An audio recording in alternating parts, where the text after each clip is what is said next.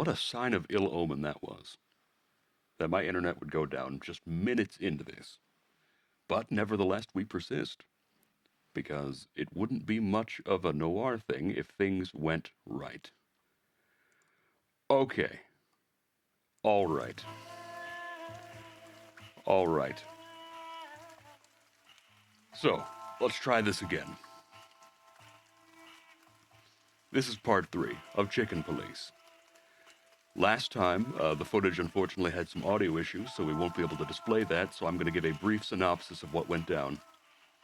Namely, Deborah. Deborah went down. Dead. We visited Natasha's summer house, and she was dead on the floor. We found a membership card on the corpse of Deborah, and we found out that that belongs to a brothel. Going there, we met a crocodile woman who gave us a lot of information, and then betrayed us, bonking us over the head and putting us on a burning boat in the wharf. And now, we're gonna pick up the pieces and find out what to do next, because I believe we just spoke to an owl doctor, and we're gonna continue with Chicken Police, Paint It Red, Read Aloud. Oh, Sonny, there's something else. Your car's here behind the building. Ursula covered it with a tarp. This is Dr. Bubo. He's kind of a deranged, outside the medical practice doctor. He used to work for the police, but then he kept stealing morphine. That's the context. What? Why? She saw it in front of the brothel. And she also saw the madam's girls trying to take it apart. Furry gods. What did she do to them? Well, a couple of dames with guns are not enough to scare my dear Ursula, that's for sure. But relax, she didn't tear them to pieces. She just chased them off and got away with your car. Well, now I'm worried about... Okay, no, we're good. Huh.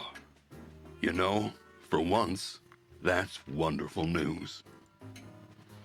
Yeah, I wore my legs down to get here. I always have to remember how to do the Marty Mac chicken voice. Warmest regards to Ursula when she gets back, Doc. She may have saved our lives. Oh, of course I will. Now, clock off, will you? Oh, you're the best, Bubo. I know. Will you kindly get lost? Alright, let's go over some of the characters we met last time, seeing as we won't be able to go over it real well because there's no footage. There's Day Night Diamond, receptionist at the brothel, Zebra Woman. There's Madame Zaiwas, the proprietress of the brothel, and the spy and courtesan. You know, a lot of information, a lot of secrets, a lot of cool stuff. Oh, there was this reporter, a seagull. He hasn't done a whole lot with the story yet, but we went to this raccoon guy's place and he was there. Oh, there's this guy, Captain Marsh. He's a capybara. He was on the dock when we fished ourselves out of the wharf. And the place we went was the Sweltering Nile. That was the brothel.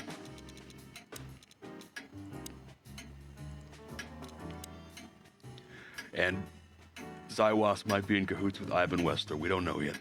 We're gonna find out. Okay.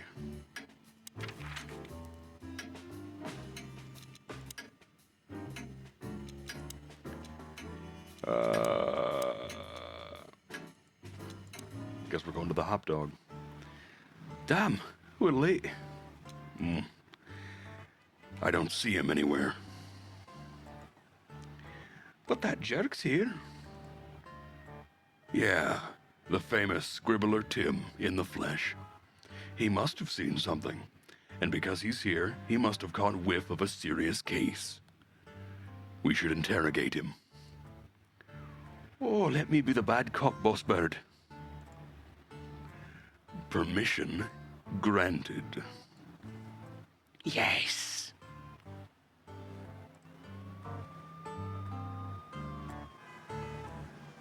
All right, let's talk to this scribbler.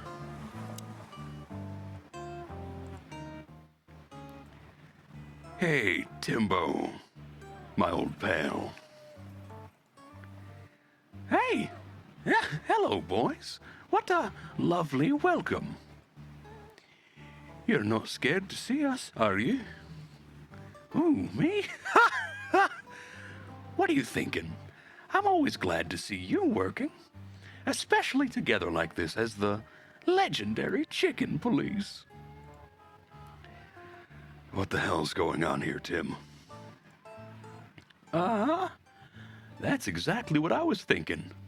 You see, what the hell could have happened here, right? Very strange, indeed. Where's Zip, Timbo? Keen observation, boys, because that's the most exciting thing about the story. Let me guess. A ram and a bobcat appeared and took him with them? Well, you could say that, if it happened, but it didn't. Then what? Heh! Isn't it great? Here's the twist. Start talking, Tim, or we'll have to see if you can really fly. Come on, Sonny. I was supposed to be the bad cop. Shut your beak, Marty. Hey, quit playing tough, will ya? You know I'll help you, even if you don't threaten me. I always do. Mostly. Stop babbling. Just answer the question. All right, let's talk to this bird.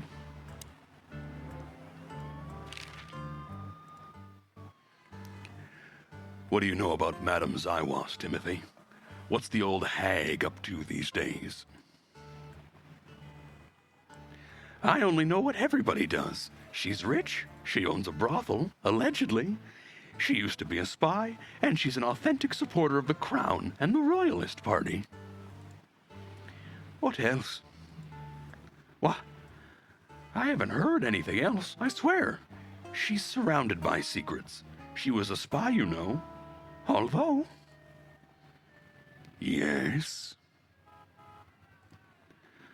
A little bird told me she's been entertaining quite a lot of foreign guests recently. I mean real high-quality VIP guests. Who? From where?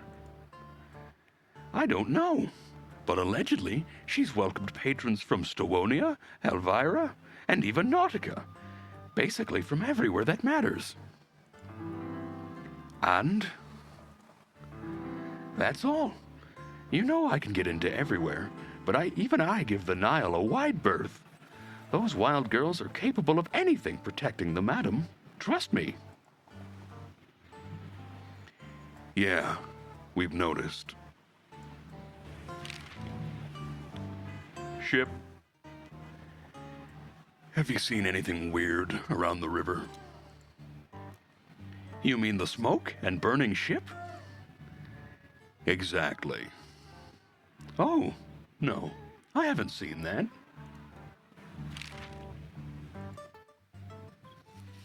So, what about Zip? I'm telling you, I don't know. He was already gone by the time I got here. Why are you still sniffing around? I was, trying to make that fella talk over there. What, the old fly guy? You speak insect? What if I do? I'm educated, you know. All right, Tim. My patience is gone. It's time you start singing like the songbird you are.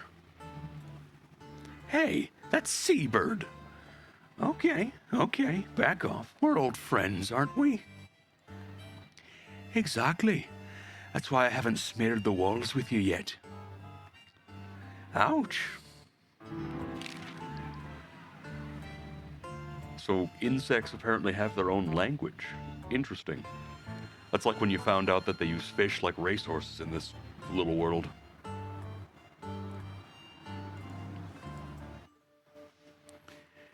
Timbo's a douchebag, so it's not hard to draw the truth from him. Impressions. Douchebag. Wonderful. So, what the hell are you doing around here, Timbo? All right, I confess. But you'll be surprised.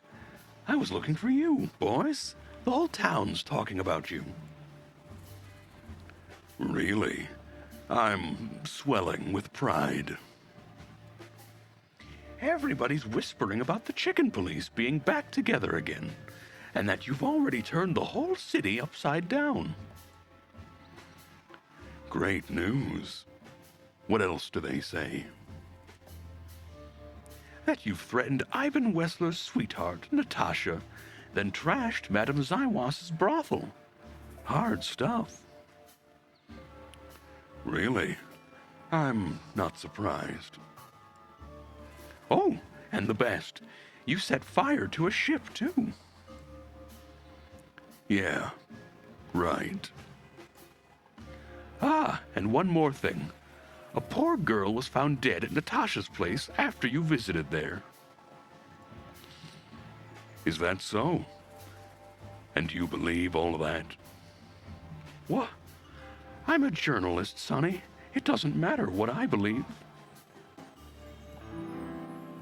Yeah, right.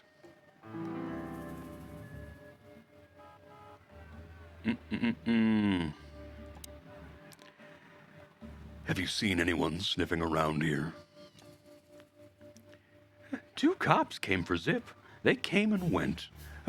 Taking Zip with them, obviously, and didn't do much else. They weren't looking for anything. And what's strange is that Zip went with them voluntarily. How do you know that? I know Zip, and so do you boys. If he don't want to go, he wouldn't have made it so easy for them. Ain't it the truth?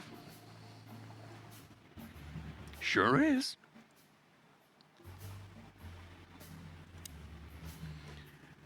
What did you tell them? Me? To the coppers? Trying to do like a seagull noise with the laugh. Those guys avoid me even more than you do, Sonny. Right. I can understand that. What can I say? Occupational hazard. What happened to Zip, Tim? What happened to Zip, Tim? Okay. When I arrived here, the hop dog was already closed. Zip wanted to shoo me away, but I managed to persuade him to talk to me a little. We're old friends, Sonny, you know, and I have this personal charm. Yeah, right, the, charm. Get to the point, Timbo. Oh, okay. So he was totally crazy. I've never seen him like that before. He was flustered, flailing, and talking absolute gibberish. He must have said something. Oh, wait, no, this is Sonny. He must have said something, since you're such great friends. Well, he said he'd go to the only place where there are even bigger scoundrels than those that are after him. Really? I can guess where he meant. I didn't have a clue. Anyway, after he closed the dog behind me and then the cops came and took him away in handcuffs, I came to the conclusion that all of this makes no sense. Oh, Zip, you clever son of a bitch. Why, what is it? Tell me. You just keep your beak out of this, Scribbler. I think I've got an idea about what our little friend's up to. Timbo loves to brag, and it's easy to approach him through his ego. It's best if we ruthlessly exploit that.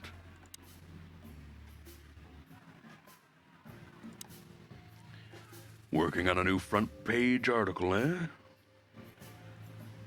Well, if a specific celebrity couple's willing to give me an interview, then maybe I am. Don't even dream about it, Timby. Eh.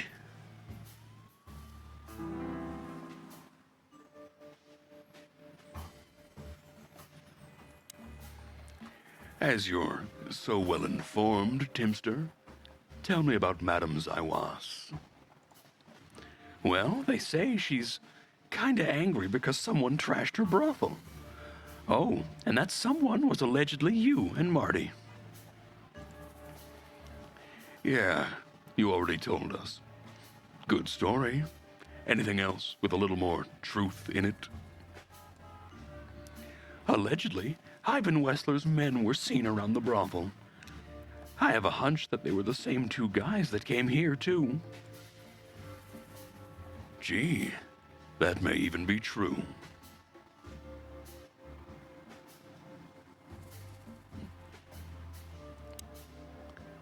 Timbo, you pay attention to everything.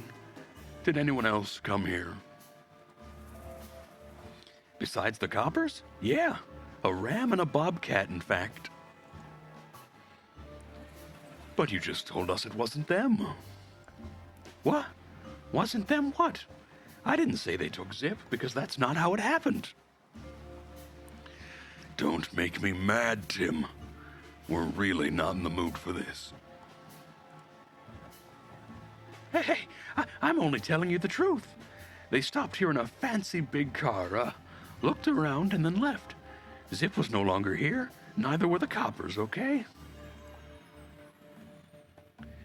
Tiny Tim is a true fan of ours, and it's time to finally use that to our advantage.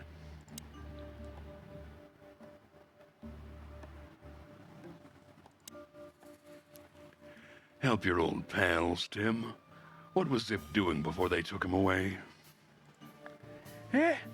You're trying to grease me up with all that sweet talk, Sonny, honey.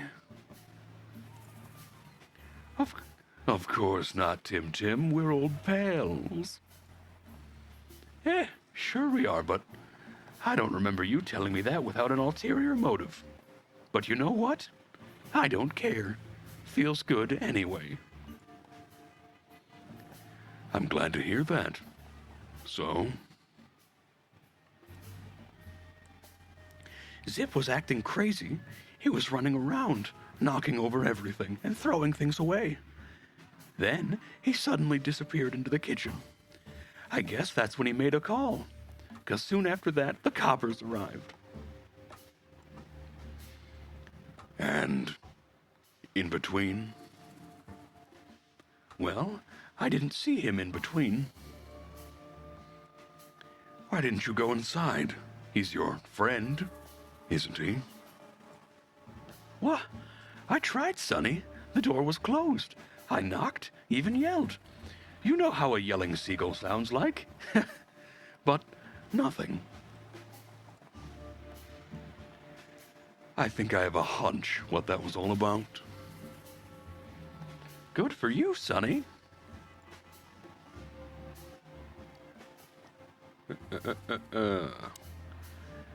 Zip was hiding something in the dog, right?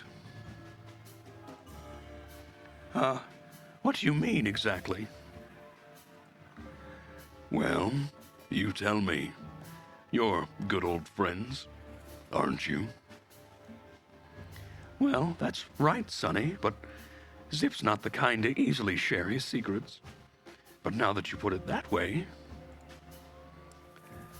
That's more like it, Tim. Tell me, what do you know?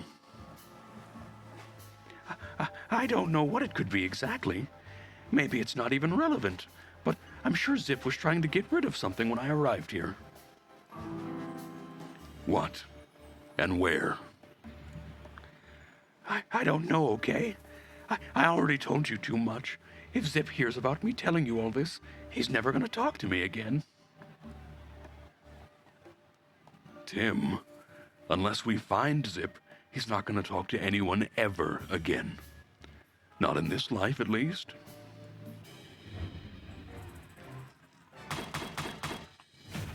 Decent cop. Here we go.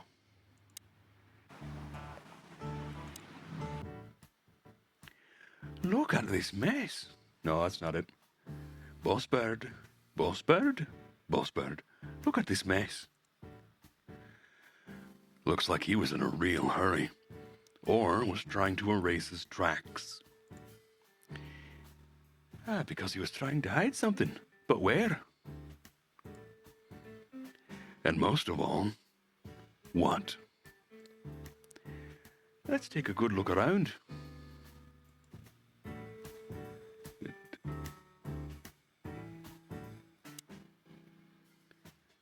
Marty already looked through it. Nothing interesting.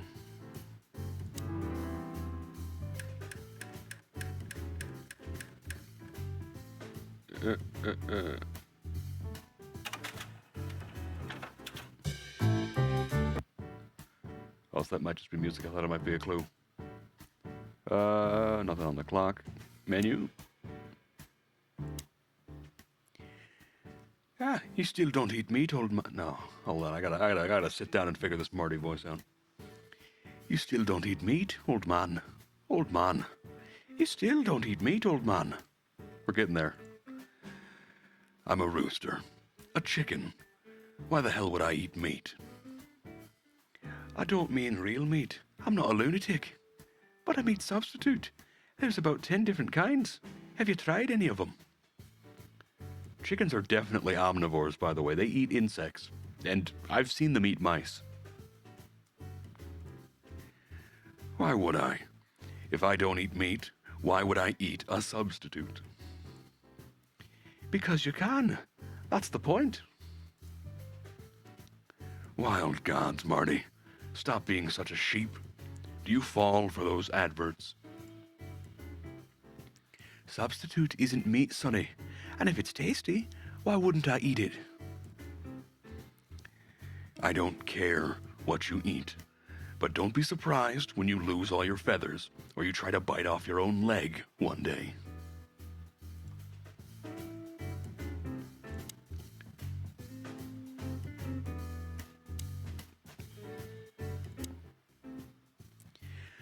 When we get over this whole mess, I'm going to take you to a concert. No, you won't. Yes, I will. Swear. Yeah, well, good luck with that. You'll see. Just wait.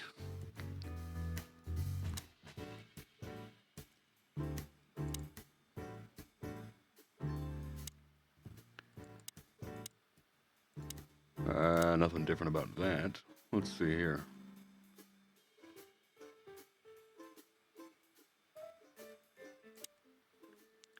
Blurg, I wouldn't dare touch that.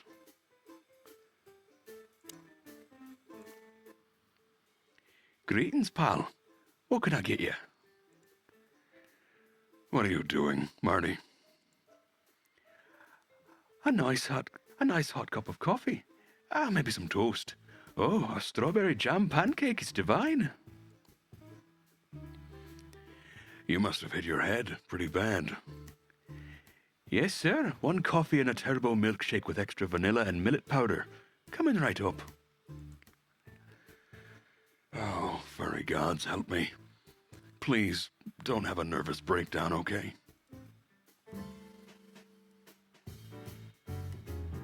Well, there's got to be something in here. Doodles, cold coffee, poster.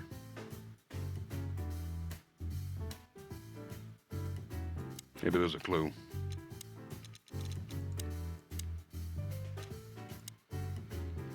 Zip's hiding something at the hot dog. We must find it before it's too late. Is there a trash can or something I can look at?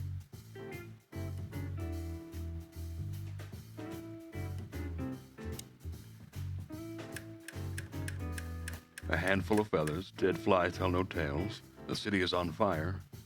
Shady figures at.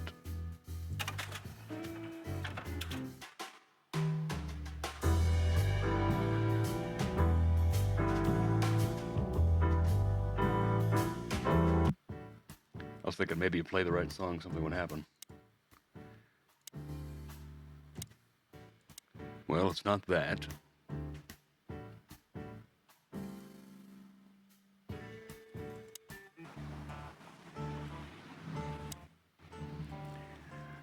They say an animal's just like his car. Does that mean I'm old and rusty? Well, you said it. What about you? You don't even have a license. That's just it. I'm special and fresh like a spring chicken. No, like a moron. Can you become a cop without a driver's license?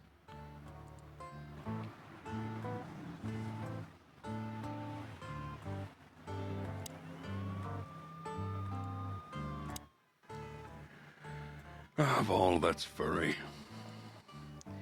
Is this still a thing? The situation's getting even worse, Marty. Have you heard how the young mothers of the Cobbler district are forced to make a living? I have no idea what goes on in the hive, Sonny. I don't think I want to know. But you're still gonna tell me, right? Prostitution is the lesser evil. What's worse is that some folks have to sell their kids when they're still larvae. Wait, what? Why? They pay a hefty sum for each of them downtown. They sell them as gourmet food in the most expensive restaurants. Oh, I'm gonna be sick. We made this city, Marty. Clawville didn't do this to itself. Never forget that.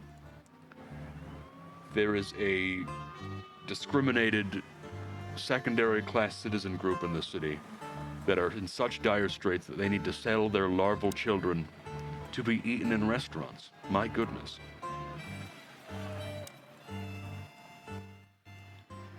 Hey, old pal, could you, help us? Does he understand us? I don't know. Oh, excuse me. Have you seen where the raccoon went? The one who owns the joint? Nothing. Well, not anything there.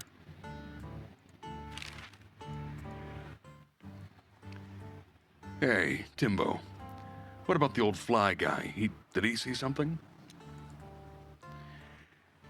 Ah, maybe he did. But he's not talking. He didn't even speak when the coppers were asking him. And not even when one of them kicked him and the other spat on him. Ugh, tough fella indeed. Those fuckers. The fly was silent, no matter what. After they left, he just picked up his guitar and started strumming like nothing happened. Oh, poor bastard. If I only knew who they were. Then what? What will you do? Beat them and spit on them like they did with this fella? They deserve it. Well, that's one thing, Marty, but things don't work that way.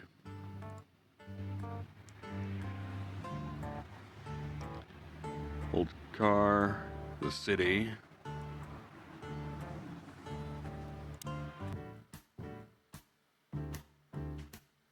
There's got to be more in here. Doodles, cold coffee.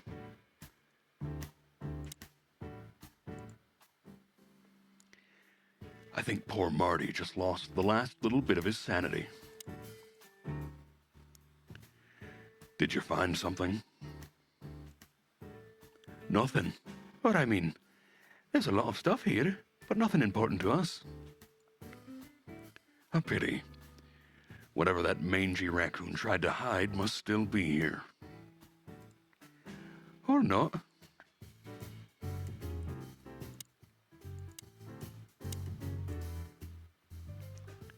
Anything, still nothing. Well, if this case gets plucked up, you'll find yourself looking for a job, so enjoy it. Ha ha ha ha. I just keep going back to the jukebox. There's got to be something.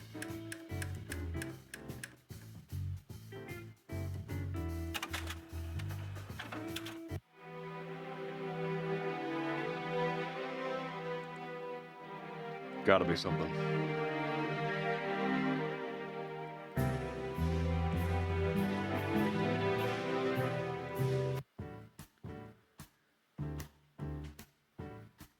Oh, I don't know. Maybe there's an item.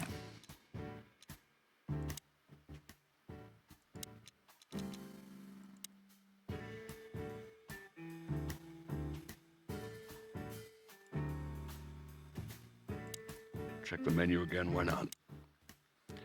Oh, a nice pancake with hemp seed, chocolate, and black onions. Black onions. I'd rather have somebody pull my beak off. Ah, you used to be more daring. Yeah, and my back didn't hurt either. Furry heavens, it's depressing being around you, boss bird.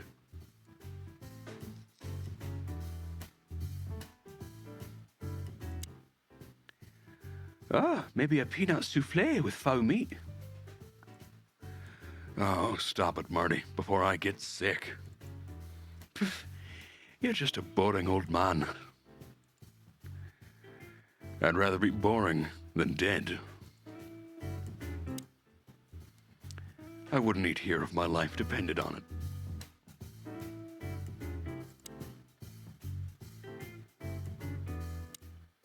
Nope, nothing there. Check back outside. Maybe I can ask him something new. Can't ask him something new. Are you looking for a headline even on New Year's Eve? Are you really that desperate? Huh. I have to make a living somehow. So tell me, how come you're working together again? It's not work for us, Tim. It's just pure fun. Walk the city, get ourselves beat up, have a nice swim. And now we happen to be here, of all places. A nice cup of coffee feels especially good after a little thrashing, you know. You could experience that too, in the near future. If you can make good coffee, of course. Whoa! Plomy gods, take it easy, boys. I'll tell you what I know, just ask.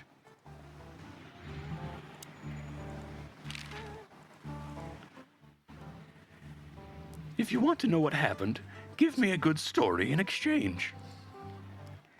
I'll give you a story, all right. You'll be laying eggs from it, you cretin. Cretin. Oh, okay. Take it easy, Marty. Yeah, take it easy, Big Bird. Jeez, I'll tell you what you want to know.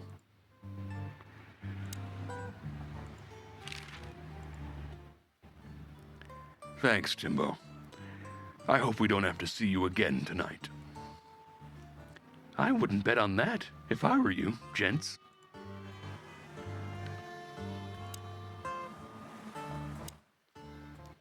Are you sure that thing's a dog? I've always wondered. The name Hop Dog is quite a giveaway, don't you think so, Mr. Detective? Sometimes the most natural connections lead us astray. Who said that? A natural-born genius. Yeah, right.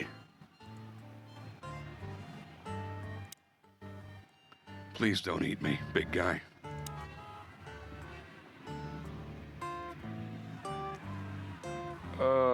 Let's take a look out in the city. When all of this is over, you owe me a foot massage. It's quiet. You know, I understand why Zip escaped here when he got out of his shady dealings. It's not possible to get all the way out, Marty. What? So you also stay a cop even after retirement? Every cop stays a cop. It burns itself into you. That's good to know. So, am I going to stay a cop forever? Sorry, Marty. Well, that's that.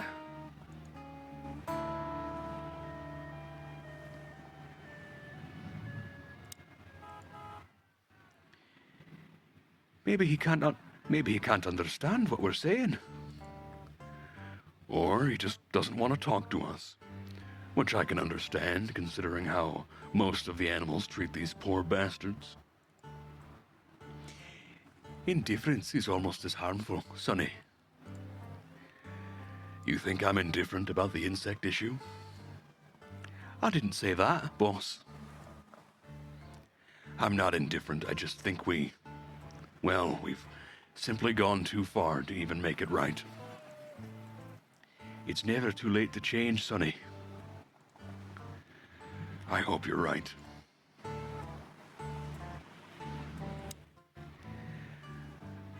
A 912 Van Dillon. For a car put together by monkeys, it was a good one in its time. Hey, monkeys have seriously pushed forward in car manufacturing, Sonny.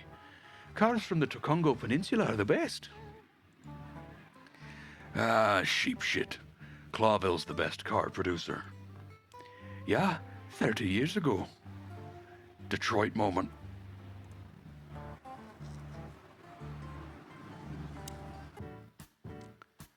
Oh, it's got to be something with the jukebox. I just my instinct, my jukebox instinct is.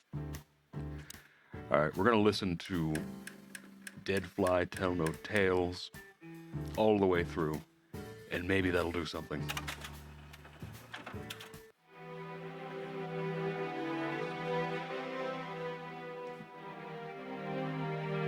Billy J. Blackmore and the brand new album, Break Me.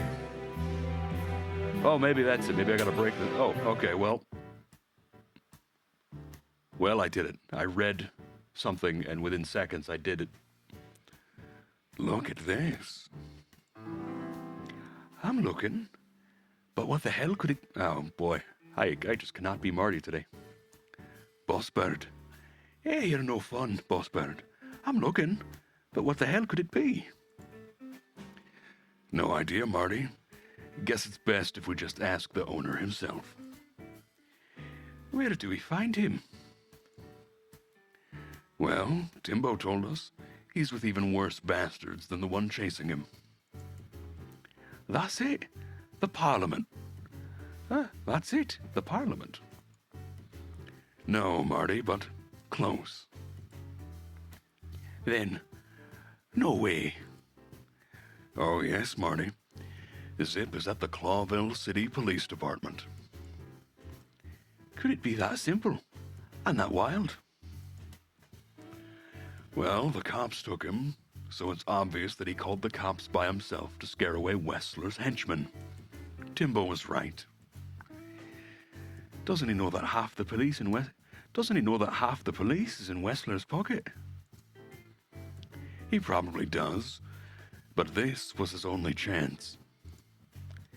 Eh, then he really is in big trouble. So, to the PD then. Yeah, I haven't got a better idea. Believe me, I'd love to have one. All right. Have you found what you were looking for? No, Timbo. But we wouldn't tell you, even if we did. Ah, but you have. You are an open book to me, Sonny, so, thanks for the intel. Be careful what you're writing, Timmy boy. I'm a cop for only the next 121 days. After that, I can gut you if I want, and get away with it. And when did you being a cop stop you? He has a point.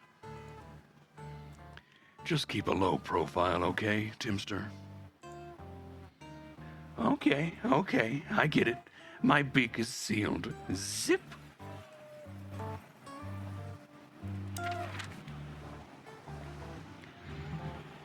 To the PD.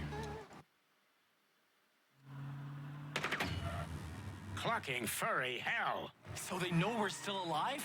Wow, that's a very different voice than what I gave Marty. Oh, fuck.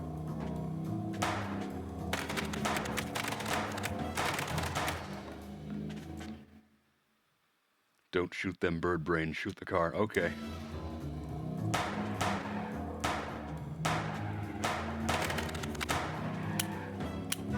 Oh, boy, what's the reload button?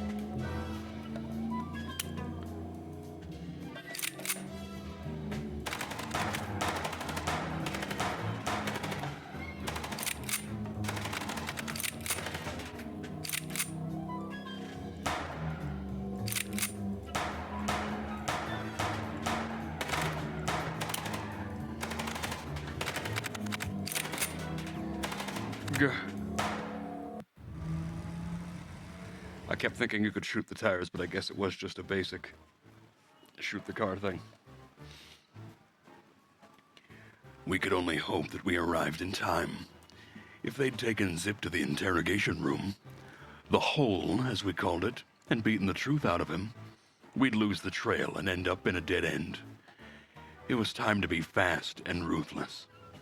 God damn it, Zip. Why couldn't you stay out of this? Oh, look who's here. The top of the cops. Idiot's luck. They must have gotten soaking wet. They must have gotten soaking wet because of those holes. Sometimes I wonder how those two are even alive in a city like this. Wonders of the world, Marty.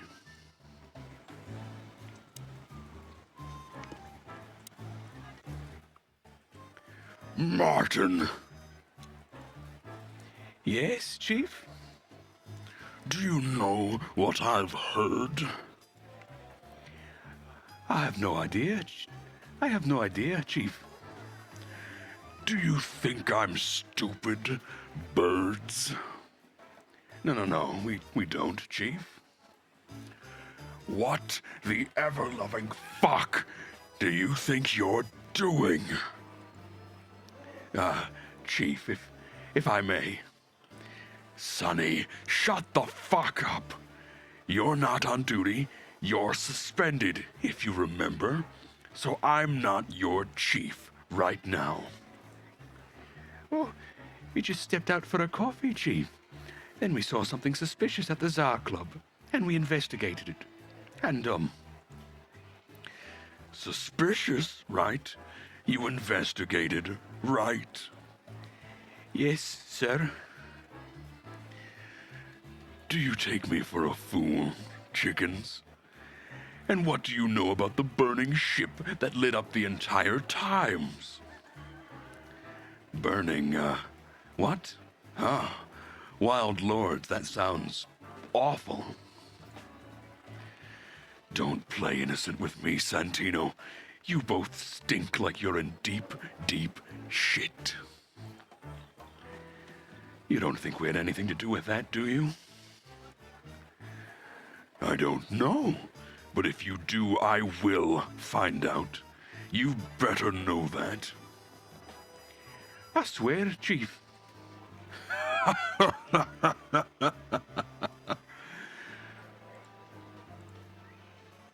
I've had enough of your swearing for a lifetime.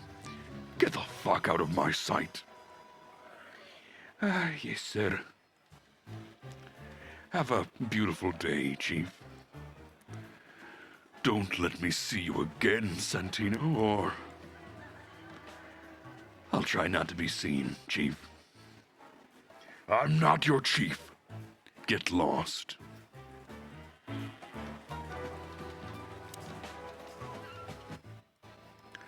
Sorry, boys. I can't let you do that. You know, protocol. You in protocol, Bosco. Don't make me laugh. That's the case, boys. Like it or not, stop harassing the witness. Well, what can I do? Sorry, guys.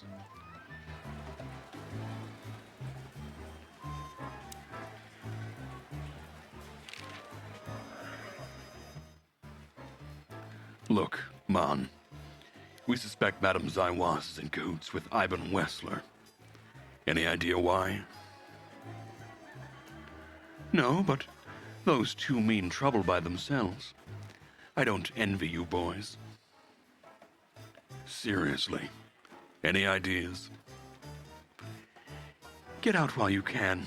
Right about immediately. Well, you're kinda right. We can't, man. We gotta see this through to the end. Famous last words.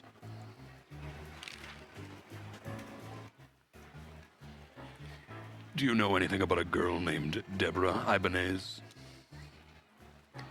You mean the Bambi whose body was found in Natasha Katzenko's weekend house with the huge red letters on her back? Don't call her a Bambi. So you knew her? Just fleetingly. Anyway, I don't even want to know. I don't know much about her. Moses and Plato are on the case. Are on that case. Thanks for the intel, Mon. Anything else worth mentioning? You were at the scene, right? We? Of course not. Sonny, you can't lie to me. You just can't. Is this some kind of interrogation? Just leave us alone, Monica. You're an open book for me, Sonny. Remember that.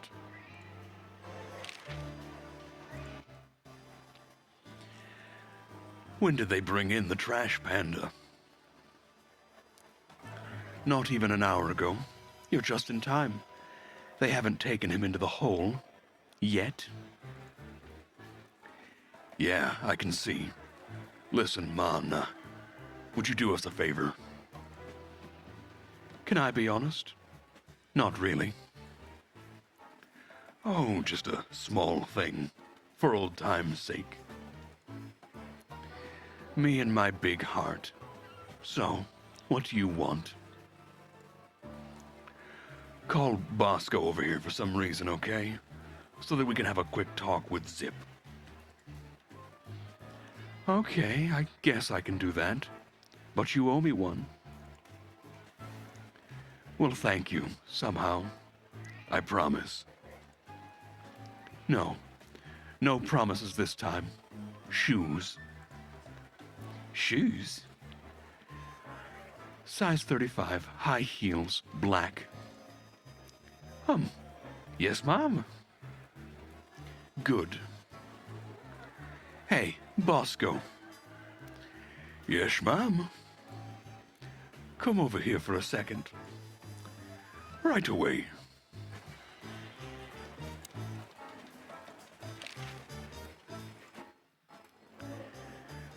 What do you think about this, paper? I've seen better, sonny boy. But that's not paper. Do you know what it is?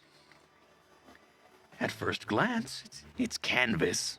A piece of a painting, but it's too small and too blurry to make anything of it. So, still nothing. Well, thanks anyway, Zip. Anytime, boys. Are we done? Yeah, let's talk to him first. Hello, Zip. Hello, boys. What's up? We were trying to visit you, but guess what? You were nowhere to be found. Yeah, I don't get it either, but suddenly the cops appeared and, Cut the crap, Zip. We talked to Tim. We were at the dog and at Bubo, Zip. Two meatheads were talking about gutting a rat. A rat? An informant, Zip. We immediately knew it was you. Isn't that flattering? I can explain, boys. My life was in danger. Those lunatics want to kill me, and I have no idea why. They wanted to cook us, Zip. We're lucky to be alive. Then we walked our feet to the bone and almost got shot to pieces just a couple of minutes before. What Sonny means is, we're not in the mood for bullshit. Or raccoon shit. But boys, I have no idea what they want from you. I don't know what they want from me either. We have time, and by the looks of it, you have too, pal. So start telling us what you have to do with all of this.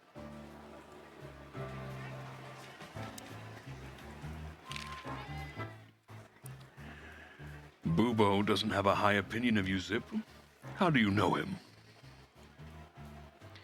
You see these stitches? His work. All of them. Ah, I see. My condolences. I see. My condolences. Ugh. He's a good friend of mine. But the word friend is misspelled in his dictionary. Have you ever been to the Nile, Zip? Oh, I wish, man. But my kind can't get in there. Why? Did you? Right in the mom's room, if you're interested. Ah, so that's why you look like that. Bingo. Did you know the place has ties to the Westler Empire? That place has ties to everything and everyone in Clawville, boys. Even to the royal family. I'd bet my tail on it. So, we were just about to listen to some sweet music when, Didn't that damn jukebox break all of a sudden? oh, damn it. Damn it indeed, Zip. There was a wristband behind it with numbers on it. 9842372, to be exact. What? All that from memory? How the hell? I have no idea either, and it scares me too, but that's not the point. Tell us about it. That is, if you want to leave this place. That is, if you want to leave this place on your feet. On your feet? Boy, we'll figure it out here. We'll get there. Okay, you've got me. I'll talk. But only if you promise that the cops won't know about this. Do we look like we're on duty?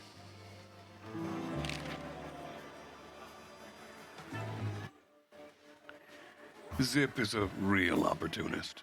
He's trying to turn everything to his advantage, but we're going to turn the tables. Who did you escape from? And why here, Zip? Why? Ha! Because I like living, that's why. How did you know they were coming for you? I got a tip-off from a friend that I should pack my things and go if I want to live. But I had nowhere to run. You know me. The hop dog's my everything. So, you thought you'd be safe here? Of course. Ivan's people are everywhere, but... well, maybe it's harder to get rid of me at the PD. Well, I wouldn't be so sure about that.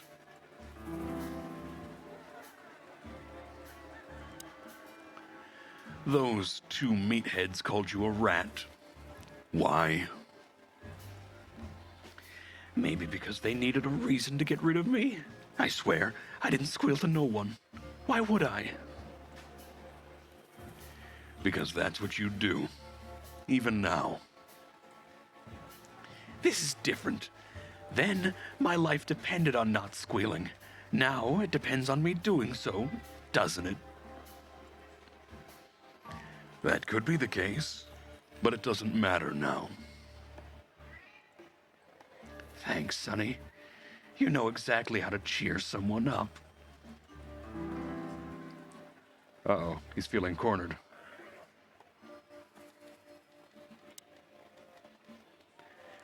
Ivan was blackmailing you, am I right? Of course he was. He was blackmailing everybody. He has a whole network of blackmail, a blackmail empire. Everyone owes him for something, and he knows something about everyone. What was it in your case?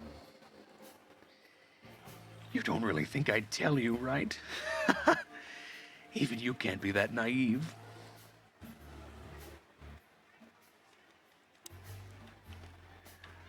What did you have to do for Ivan? I never hurt anyone, all right? Let's make that clear right now. I never said you did. I just had to get rid of a package for the boss. That was the job. Quick, clean, simple, right? Yeah. What kind of package? A very heavy one. Dead bodies are kinda heavy, Zip. How did you know it was a dead body? I didn't. I was bluffing, but, thanks for the answer. You lousy chicken. Zip's a secretive little specimen, but knowing his past, it's no surprise. I must take advantage of this and trap him with it.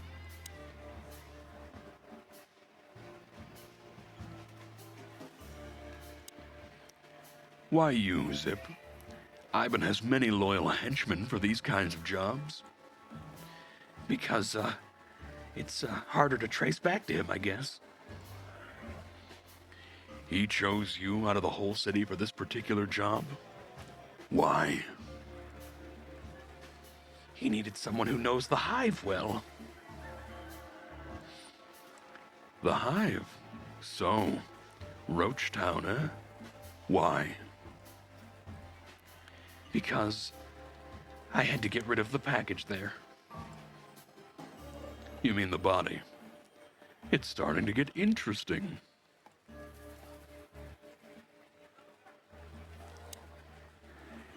If they let you out, what do you think will happen? I don't know, okay? Maybe it was a stupid idea coming here, but it was my best stupid idea. Maybe I'll win a few days with it. Or a few hours, more likely. If you help us, maybe we can cover this whole mess up. You mean you can be bought, Sonny? What a time to be alive.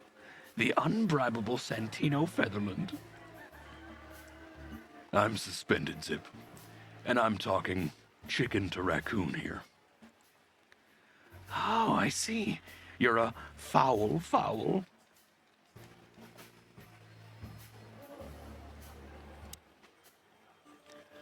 How long do you think you'll be here under protection? Maybe a few days if I can stall for time. The cell block is full, Zip. You'll be out tonight if you don't punch Blood Boil in the face or something like that. That's, not a bad idea.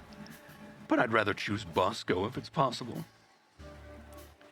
Makes sense, but you'd be making coffee with one hand.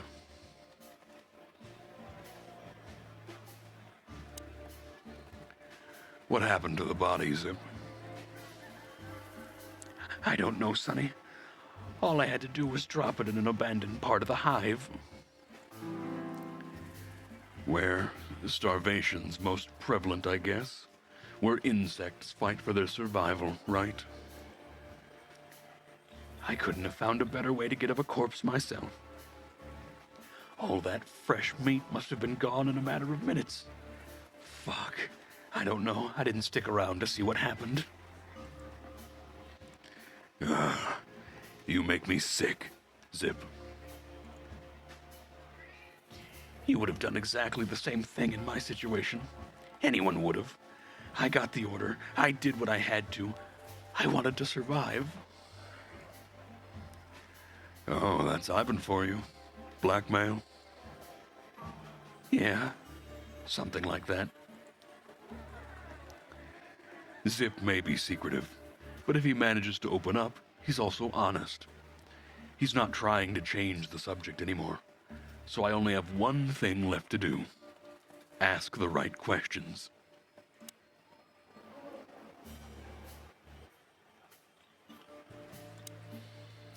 Who was the stiff, Zippy? I swear, I don't know, Sonny. You have to believe me. I have a hard time believing you didn't take a little peek into that body bag, Zip. I didn't dare, okay? I knew they'd kill me if I did.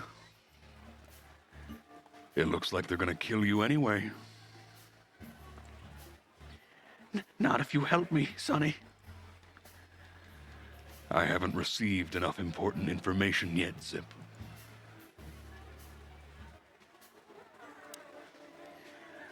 I'm asking you for the last time. What's with the wristband? I honestly have no idea, Sonny. It simply fell out of the bag when I threw it in the alley. At first I wanted to leave it there, but then, well, You know me, huh? And that's the whole story? That's the whole story. At first, I thought it was some kind of code, but on a wristband, it's usually an ID number instead. Like on prisoners? Exactly. But I know from experience that prisoners don't get bands like this. Not in Clawville. It looks more like something from a hospital. Maybe you're right, Zip. While we're at it, was it Dr. Bubo who gave you the tip? The tip-off to get out of the hop dog? Yeah, it was. Why? Thanks, Zip. You've helped us put some vital pieces into place. That's great. Then help me, Sonny. I don't want to rot in here or end up in an alley of the hive. We'll see what we can do. You gotta help me. Be glad I'm not charging you as an accomplice to murder here and now. Just keep your head down, understand? I will, Boss Bird. I will. That's more like it.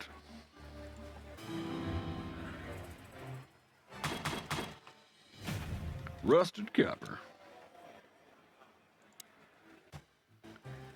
So, you're telling me you have no idea what this is?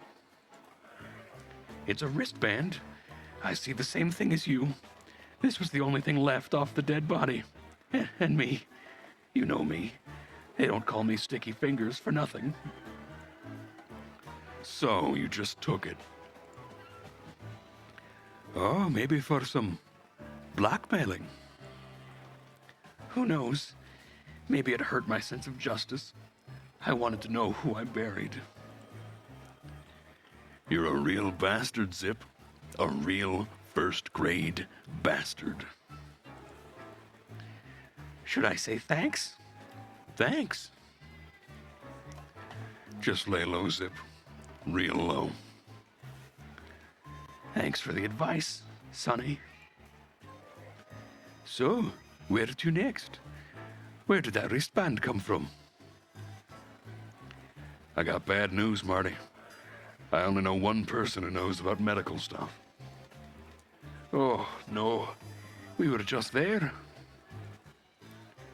Sorry, partner. Bubo again.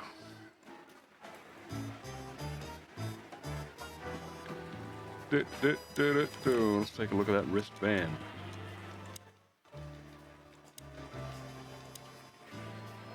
All right. Back to Bubo. Hello, Ursula, dear. Whoa, what's the rush? Is there something wrong? Wrong. That dim-witted, insane, ragged, old, stinky owl, that's what's wrong. Well, it's all right, Ursula. Just tell us what happened. What happened? You happened. And Wessler's goons. It was supposed to be the only day of the year we could have relaxed a little. We're sorry, Ursula. You're right. Like I care, Marty. I'm tired of this. I'm tired of the bitter old owl, and I'm tired of waiting. And never mind, I'm going. This time I'm going for good. Hang in there, Ursula. If there's anything we can do to help. Anything? Of course there is, my dear. I never want to see your faces again. Ouch. I'm gonna try to talk to the old owl, all right? Good luck with that. Oh, and, Ursula, thank you for all you've done for us with the car. You know, I'm starting to regret it.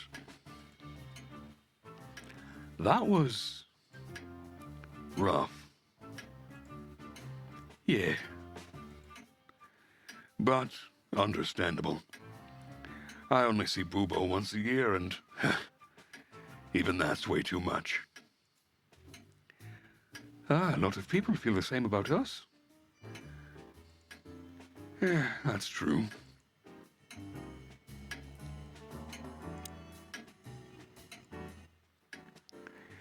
Hey, what's up, Doc? Somehow we guessed we'd find you still awake. Oh, stop playing innocent. I've heard that little intermezzo.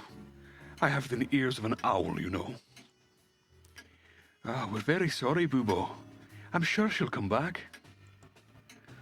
Of course she'll come back. She loves me. I don't know why, and she's afraid that I'll drink myself to death once she's gone for good. She's not wrong about that. What do you want? Haven't you caused enough trouble already? We're here for some information. Then we'll be out of your hair. I mean, feathers. Oh, who cares? So, what do you want? And be quick about it.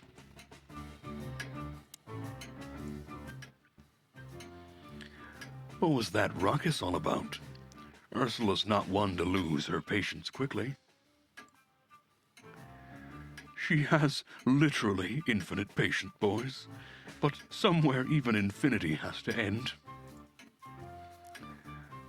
Oh, I think infinity's infinite because it has no end. Oh, shut up, Martin. I'll zip it. Ah, this day was too much for her. We were supposed to go out for a date or something. It's New Year's Eve after all, you know. That's when those bastards arrived. Then the even worse bastards. You. And that was too much for her. Well, yeah, I can understand that. Somehow, tonight, we're shocking everybody we come across. And don't you think that's a sign? A sign of what? That the time for the chicken police is over. On the contrary, old man, everything's the same as it used to be. Great wild ones preserve us. But spit it out. What exactly do you want? And make it snappy, will you? You're right, Doc.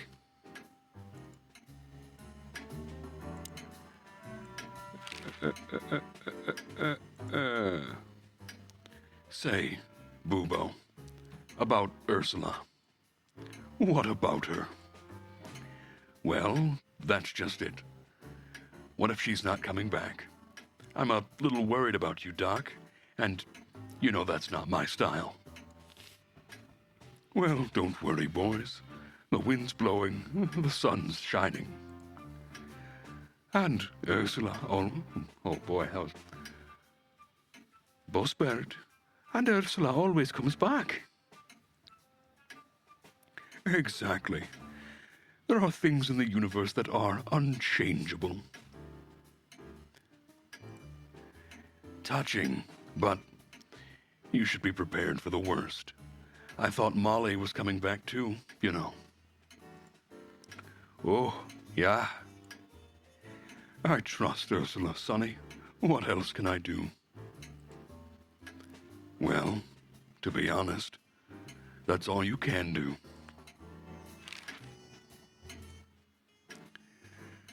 What do you know about this wristband, Bubo? Zip said they give these to patients in hospitals. But that's why we came back to you.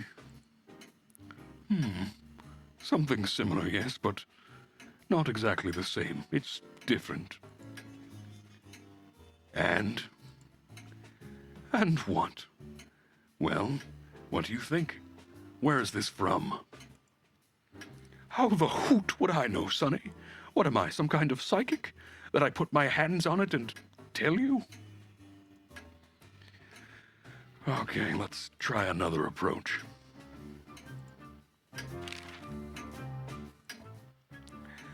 That rat you mentioned was Zip. Oh, should I be surprised or what? I knew it was him. Yeah, we knew you knew. What did the old raccoon do this time? Ivan was blackmailing him with something.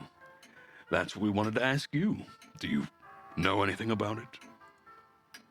I don't care about Wessler's dealings, Sonny. I patch up whoever whines here, and I don't care if they're cops or gangsters. Or gangster cops? It's the same thing. Oh, brother.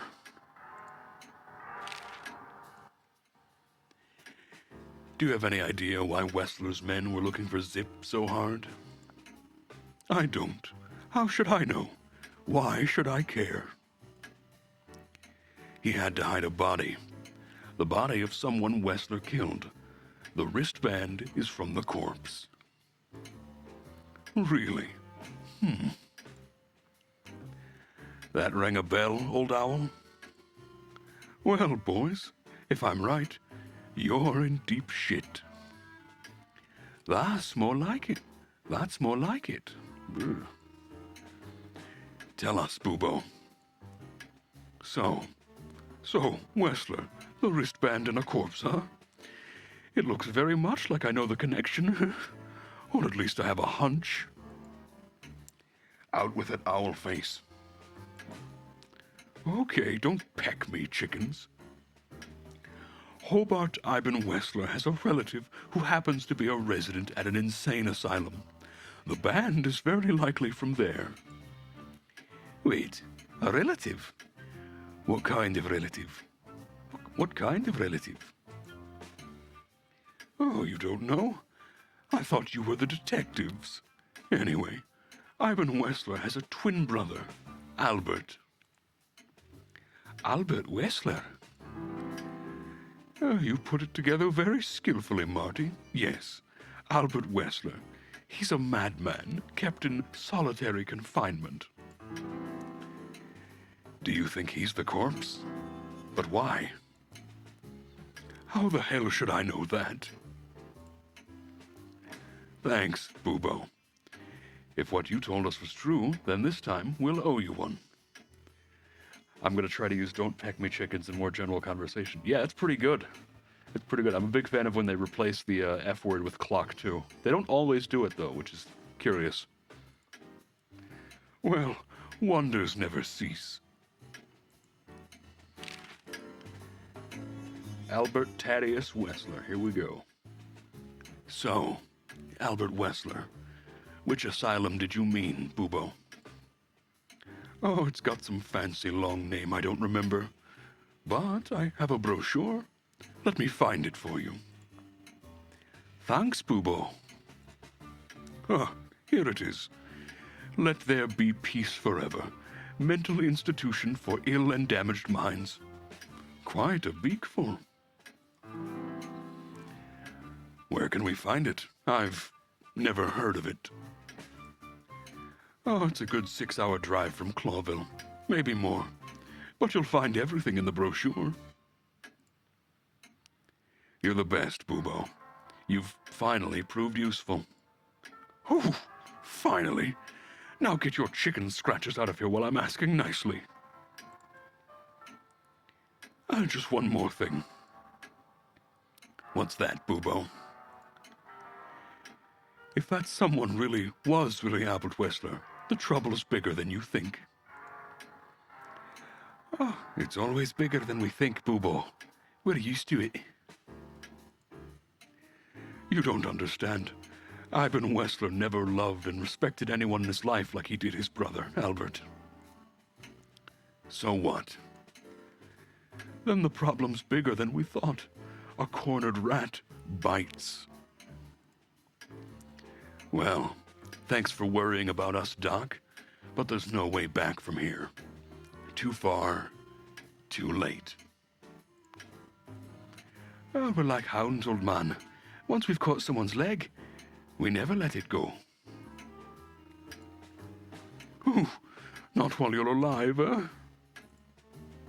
Yeah, exactly.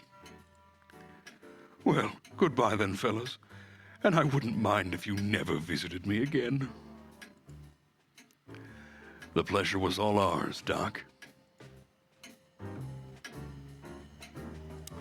So we've obtained a brochure. You're the best, Bubo. You've finally proved useful.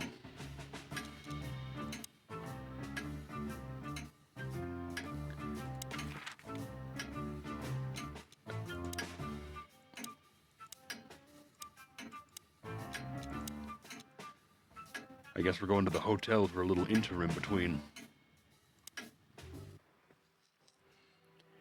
We had to gather ourselves. Take a deep breath. I'm going to take a drink of water while I'm thinking of it.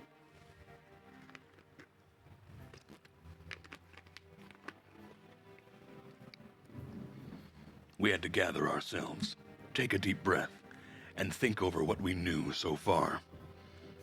What the chickens had I got myself into? What did I drag Marty into? Moreover, what did we pull the whole city into? This was going to be one of those cases that changed things forever. But I wasn't worried about myself. It didn't matter to me. Too many pieces had been plucked off this old rooster. But Marty's different. He's too good of a bird and too good of a cop to end up like me. A secret twin brother? Sonny, I'm starting to feel like we're really in a detective novel. A cheap one. Yeah, but, listen, Marty. What is it, Boss Bird? I think it's best if we go our separate ways. What? Are you joking? You know I have a weak sense of humor, but there's a limit to everything. I'm not joking, Marty. Well, I certainly hope you are. Whatever comes next, you don't need to be mixed up in it. You have someone to go home to. God damn it, Sonny. Can you even hear yourself? What do you think? I endured all this to give up now? What do you take me for? No, pal. You're not getting rid of me so easily. I just want you to keep your career and your life intact, you moron. Just accept it, shake my hand, and go home. Your wife, Laura's, waiting for you.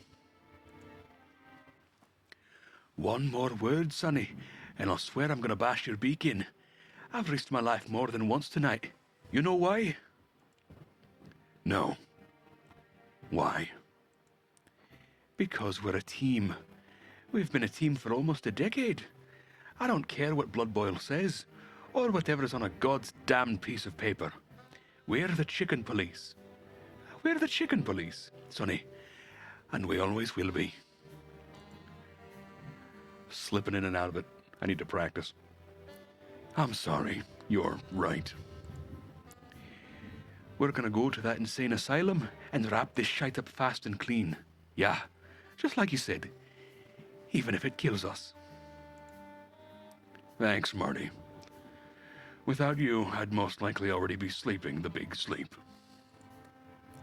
Birds of a feather flock together, right? Yeah, like you say, partner. Oh, let's drop this before you start crying on me, okay? Oof, I hope not. You almost just did. Clock off, Marty. That's the spirit. The Sonny I know and hate. There was a phone number on that item. There was a phone number on that. 555-966. Let's try it.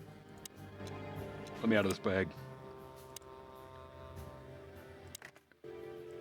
555-966.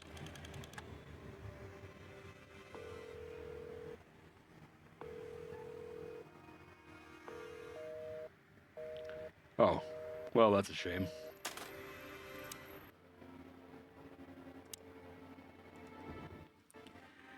What do you think, Marty? What? You care what I think? You must have hit your head pretty bad. Stop fooling around, Marty. I'm serious. What do you think about everything? Well, I think we're in deep shit. But to be honest, I've been Wessler's in deeper shit. Do you think he really murdered his brother? But why? And what does it have to do with Natasha and the threats? Huh, it doesn't add up yet. Something's missing. Let's visit the institution and try and find out what we can about this Albert Wessler fella. Exactly. If he's the dead body, we've got to know what the motive was. If we can't, and if he's still alive, we must ask him directly. And what do you think, Sonny? I think Ivan, Albert, and Natasha are the three key players in this case, and that all of it has something to do with the brothel. And the fact that Natasha used to be a courtesan. Yeah, that too. Listen, Sonny, about Molly. Oh, just forget it, Marty, okay? She's not part of my life anymore, so that's exactly what I'm gonna do. Forget it. Let's concentrate on the case, and on making it out alive, and helping Natasha, too. Whatever you say, Boss Bird. So you think Natasha's really in danger? It could be. Or she could even be behind everything. No, you don't believe that. I'm not sure what I believe, Marty. Let's investigate.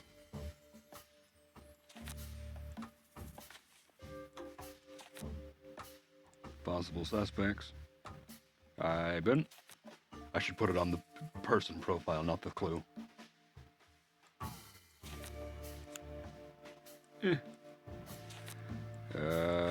Corpse for the wristband could be important. Natasha's secret.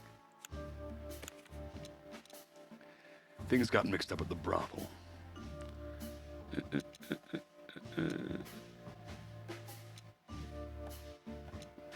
Natasha's a secret lover of Zip. Ivan knows that. No. Natasha worked at the brothel, and Zywas wants to keep that a secret because she is with Ivan. Ivan tried to keep that a secret.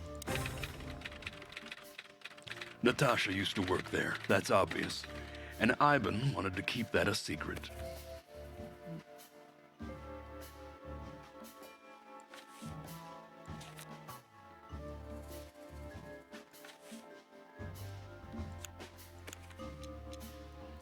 A secret, it seems, somebody else had to pay for.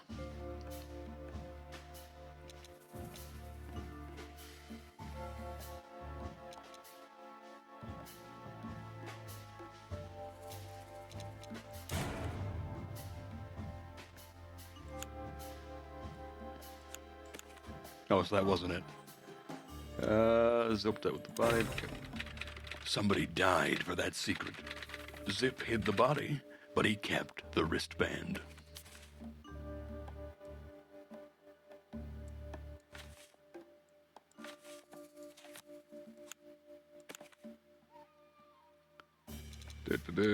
Ivan Wessler.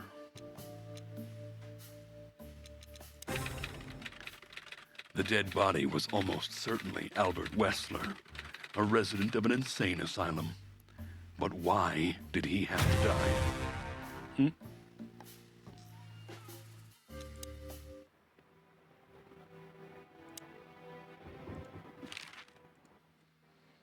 So, where exactly is this place? A few hours' drive from here, in the middle of nowhere. It's a creepy old mansion, of course. Oh, you think it's a good idea to go there? What if it's a trap? I told you, you can still go back. Oh, wouldn't you love that? No such luck, boss.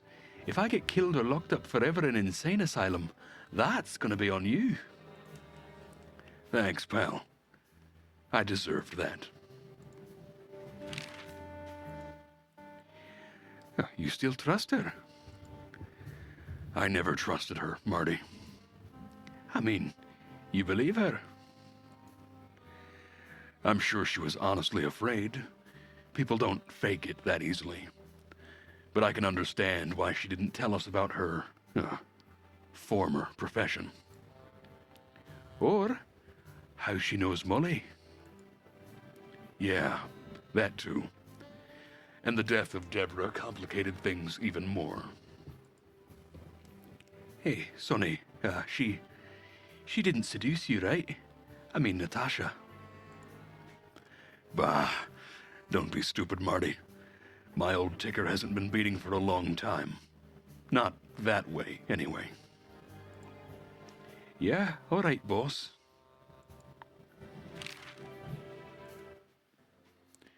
So what do you think happened to the corpse? Probably been eaten. Horrible to think about, but if even half of what they say about the hive is true, starvation, riots, arson, predation. You're telling me. Makes my feathers stand up on end when I think about what goes on in there. And we pretend we don't know about it, as if Roachtown isn't even a part of Clawville. This won't end well. I'm afraid soon Clawville's gonna burn again, and because of its own foolishness. That's if another meat war doesn't break out first, because then the whole wilderness will burn.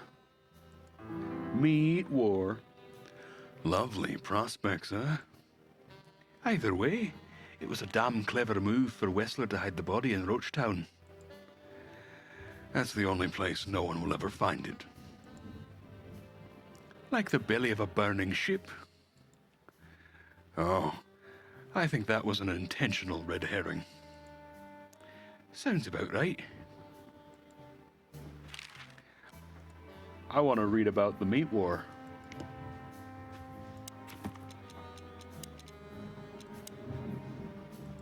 Meat war, where is it? Bloody New Year's Eve, Twins, Stowonia, Meat war. The Great Meat War was the biggest and most bloody conflict in the known history of the wilderness, ranging from 822 to 849. In the beginning, it only affected Altera, the two-headed continent. But in its later years, it spread to 12 colonial provinces, including all of Clawville's 4 colonies. During the Meat War, about 80 to 90 million animals died, and after the war, 27 species were declared extinct. Fascinating. The two-headed continent, Altera, may only be the second biggest of the 3 continents of the wilderness, but it's home of the most advanced and most influential states of the world, like Nautica, the Stovos Zardum, Elvira, Vialzia, and Swalasso, Vlavoslavia, or the Fran Empire, and of course, Clawville, the city of 1,000 colors. Meat war. Who'd have thought? I believe that little rat. I thought he'd changed. Idiot. There's a point when it's too late to change, Marty. His past caught up with him. Whatever he did since then doesn't matter. Not much. Exactly. And that's the case with us, too. That's why I won't back down. Even though a voice in my head is screaming right now, leave it all to hell and have another drink. Maybe we should do that. Maybe we should. Drink time. Nope, guess not.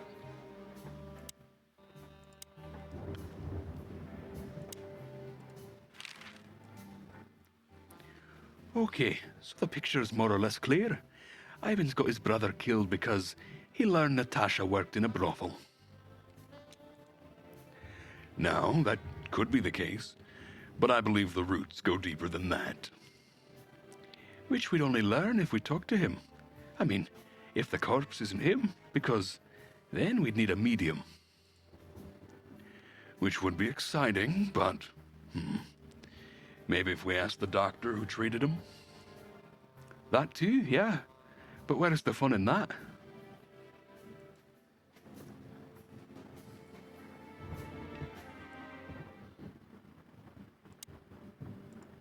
Any questions? Okay, so the picture is more or less clear. Ivan's going. We already read that. Let's take a look at that brochure again. I still want to try to call the place, but I don't think it's going to work. Alright, so I can't leave. It's not going to let me leave.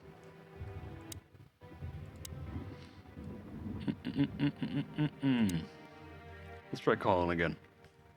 5, 5, 5, 5, 9, 6, 6.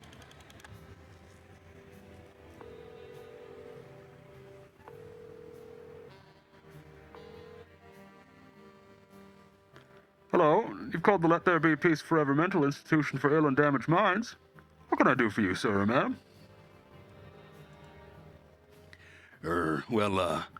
I'd like to inquire about a patient who I believe is being treated at your institution. His name is Albert Wessler. I'm sorry, sir, but I can't give out that information if you don't have the password given to relatives. Do you have one? Unfortunately, I don't have that. I'm not a relative. I'm calling from the Clawville Police Department. Oh, I see. In that case, officer, I'd advise you to visit our institution personally. Our director and I would be happy to answer your questions. Thank you, miss. I guess I'll do that. We'll welcome you with open arms, sir. Have yourself a beautiful starlit night. Oh, thanks. Goodbye. See you soon. Ominous.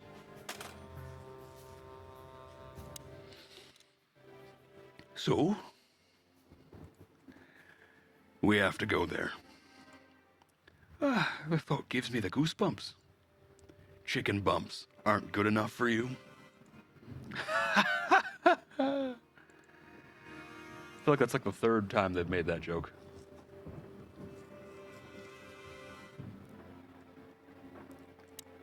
Any asking? Any more speak? So, I get the couch. It'd be better if I called Lewis. He'll open up a room for you to sleep in.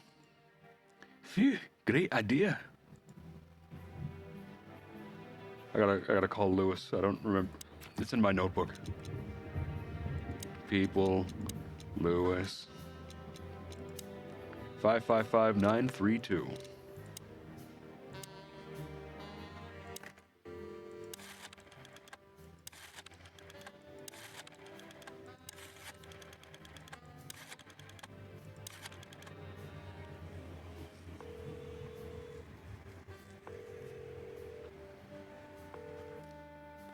Hey, Lewis, it's me again.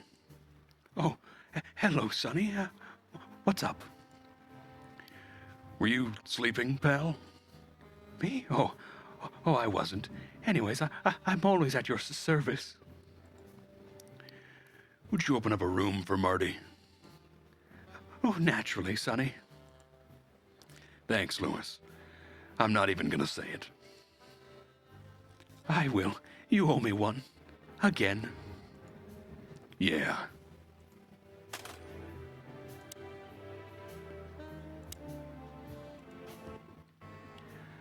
Sorry for the mess, Marty. I, rarely have visitors.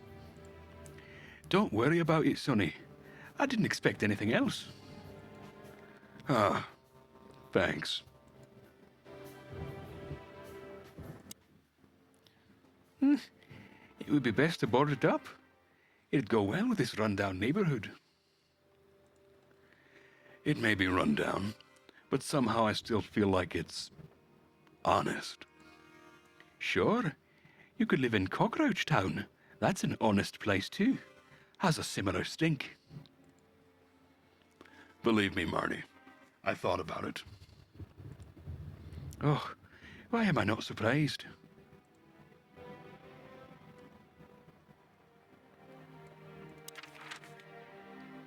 All right, let's go to that insane asylum.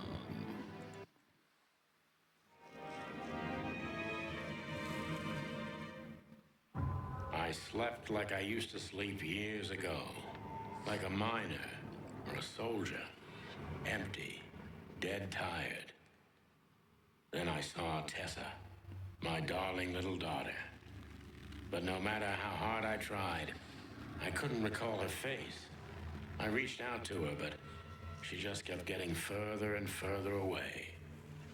Then I saw Molly. But she wasn't real. Just the ghost of a memory. I'm here, I cried. But all I heard was laughter. Not hers. Who's there? Suddenly, she appeared. Natasha. Just stood there laughing. But her eyes were cold. Then she said something. Painted red. Painted red. Painted red. It's a hell of a late title That was card. just a dream, Sonny. Nothing more. I looked at Marty and I saw the same thing in his eyes as he probably saw in mine. It's time to hit the brakes, to turn back, go home and forget about all of this.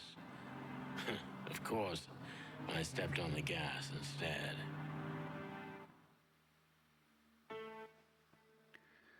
Honestly, I wasn't expecting anything good, but this... Oh, just like a horror movie. I was thinking the same. Appearances can be deceiving. Let's hope so.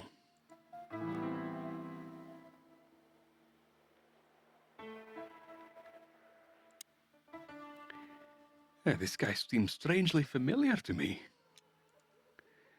You don't say. You've been treated here too? That would explain a lot. Oh, don't be stupid. I'm serious.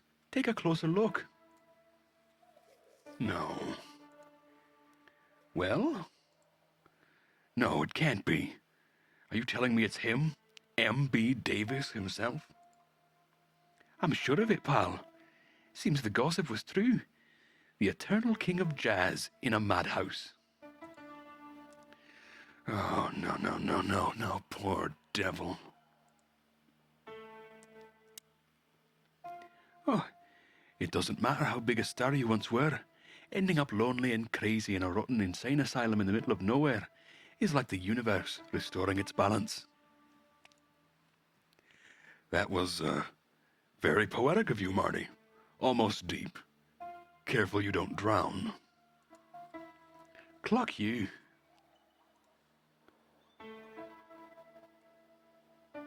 Weird mural, good. This picture. It's very special.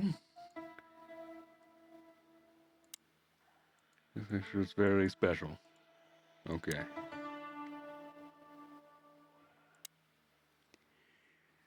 Even if you manage to escape, there's nothing but hills and forests for 100 miles.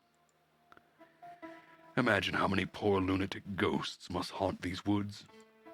Brr, Sonny, you're creeping me out.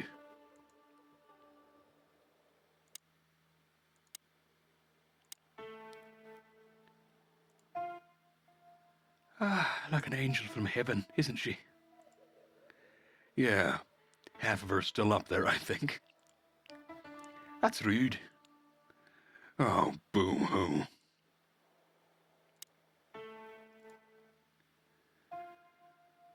Of all the great wild ones. Greetings, miss. Is it really you? Well, yes. Yes, it really is you. The chicken police. I'm afraid so. Of all that's furry and plumy. That's fantastic. Oh, my goodness. Miss, we'd like to ask. Please, don't be scared. I'm just really, really, really excited. You know, I've read every book about you and your adventures. And I even collected newspaper articles when I was a little girl. Indeed. You can't imagine what an honor it is to meet you in person. We really... Oh, God, oh, God, oh, God. Oh, take a deep breath, Miranda. Take a deep breath. Are you okay, miss? Yes, I am. I just needed some air, so, dear detectives, Santino and Martin, what can I do for you? Well, miss, we have some questions, if you don't mind. I'd love to answer all your questions, detectives. Okay, that's enthusiasm, that's good. Say, miss, what can you tell us about this place? Our institution was standing even before the Great Meat War, and during the war, it was transformed into a military hospital. Since then, we're relentlessly working on treating injured minds under the leadership of Dr. Quetzal, the famous specialist. The place seems Pretty empty. Do many people work here? We have 32 residents and 7 nurses, including me. We also have a 3-person maintenance and cleaning staff. And of course, the heart and soul of our institution, Dr. Quetzal himself. I see. Now this Dr. Quetzal, is he the director here? Exactly. Director, scientist, researcher, patron, and doctor. And even a friend. Quite a guy. He certainly is. So, who is this Dr. Quetzal exactly? He's a world-famous researcher of the mind, Mr. Featherland. He published countless books in the field of psychology and psychotherapy. Psycho what? Unraveling the mind. It's the most crucial mission of the century, Mr. McChicken. That's really good to know. So, this doctor's some celebrity, right? Does he usually meet, other important persons? I'm not sure I know what you mean. Like, Mr. Hobart Wessler, for example. Ah, yes. That's something you should ask the doctor himself. But unfortunately, I don't think he has the time right now. He's swamped, is he? Exactly, Mr. Featherland. He's a very, very, very busy. All the time. I thought so.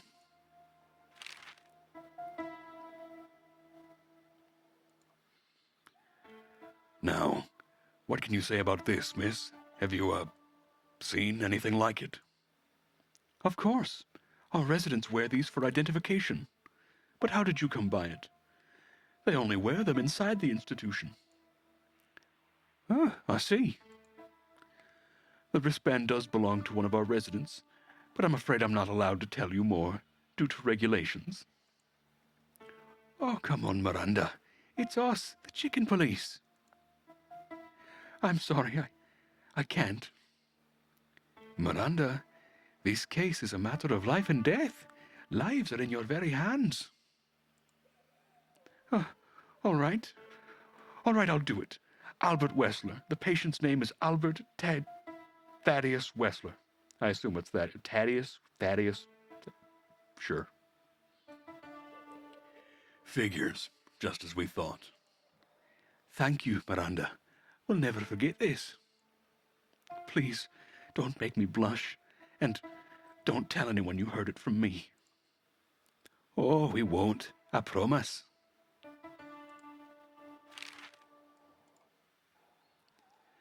So when can we talk to Mr. Wessler?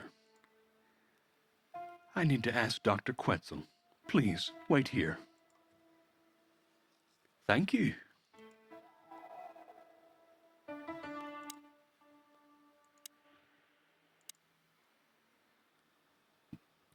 Dr. Quetzal will see you. He's waiting for you in his office. Up the stairs, all the way down the hall into the last door. What a surprise. It's enough to mention Wessler's name and all the doors are open. I wouldn't want to get mixed up in this, but do you think Albert is in danger? Danger? What do you mean? We haven't heard from him since he disappeared, and we're really, really worried. I see. We don't know yet, miss, but let's hope for the best. Great wild ones protect him. Where is he?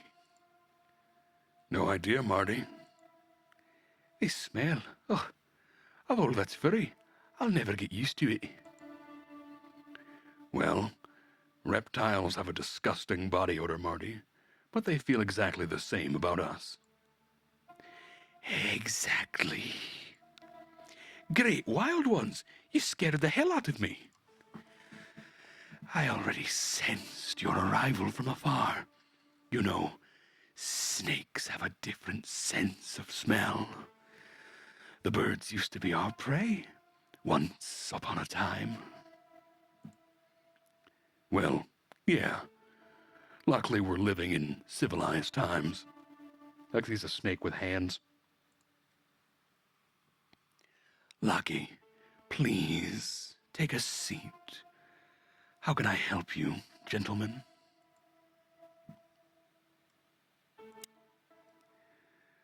Why do you have bars on your windows? Because it's a room like all the others. And I'm just an animal too, like all of our residents. With a significant difference of you being a doctor and not a patient, am I right?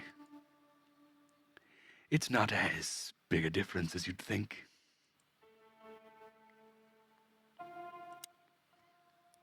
Your office is rather Puritan. Simple, I mean. Ain't that the truth? Well, yes. I can't let my mind wander from my work. I only keep what's essential in my office. I see. Well, makes sense.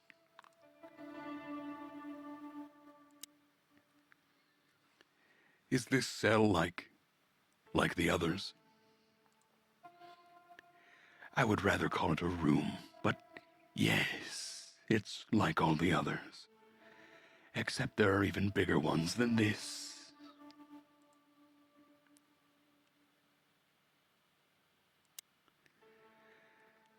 An Isle of Reason in the sea of insanity. Insanity is such a strong word, and it's mostly an abstract idea. Where does insanity start, and how long is one not insane? Interesting questions. Am I normal, or are you? Maybe neither of us. You see, that's something I think a lot about a lot nowadays. If you like, I can give you an appointment. Oh, this is your chance, Sonny. Don't miss it. We're already here. Marty, clock up.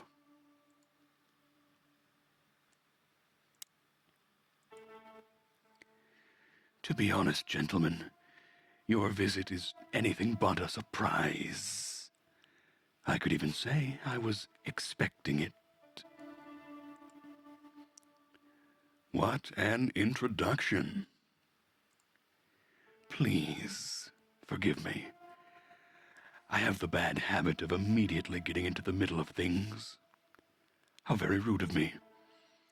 My name is Dr. Sessuus Quetzalcoatl, but most call me Dr. Quetzal to keep it simple.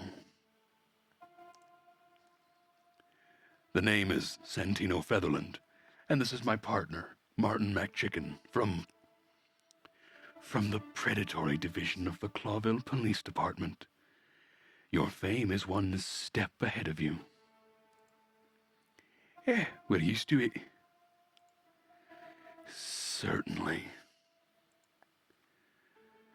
We have some questions about one of your patients, if you don't mind. We'd like to talk to him, if that's possible. Please be specific, Detective. Look, Doctor, we're too tired to play cat and mouse. Not that snake and chicken sounds any better. Very funny, I must say. Just what I expected from you two, detectives. We know you know it's about Albert Wessler, Ivan Wessler's secret twin. Ever since we've said his name, all the doors have miraculously opened. That's what we call a bullseye. Well, yes. Why should I deny it? We're talking about a rather illustrious patient here, who's a very particular medical case. Now, that's much more interesting. So, are you willing to talk about him? Because Albert regrettably has disappeared, and you are police detectives. I have no reason not to talk to you, of course. Of course, I'm at your service. But you must understand, I can't disclose information about my patients. Not even if it's a matter of life and death? Everything's a matter of life and death in here, Detective. This is a hospital, even if it's primarily for the mind, not the body. Still, I'd like to give the impossible a try. Please, Detective, just do your job, and I do mine.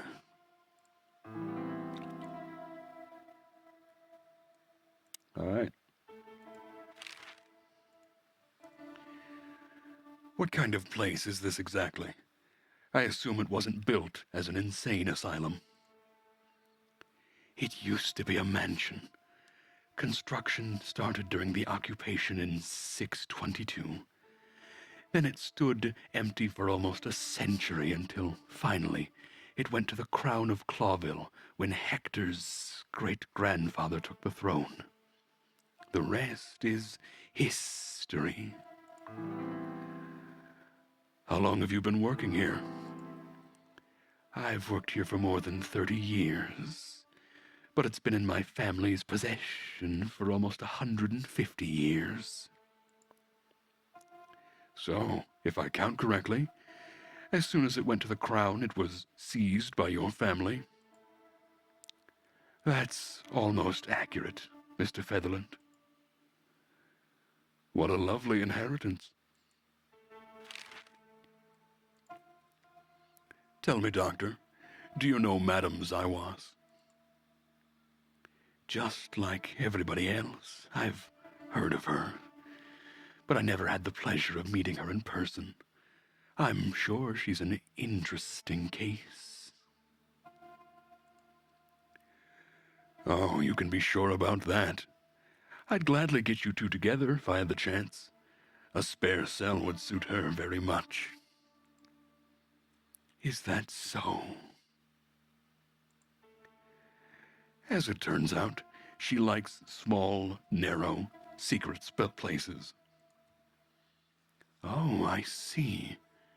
What a coincidence. How long was Albert a resident of the institution?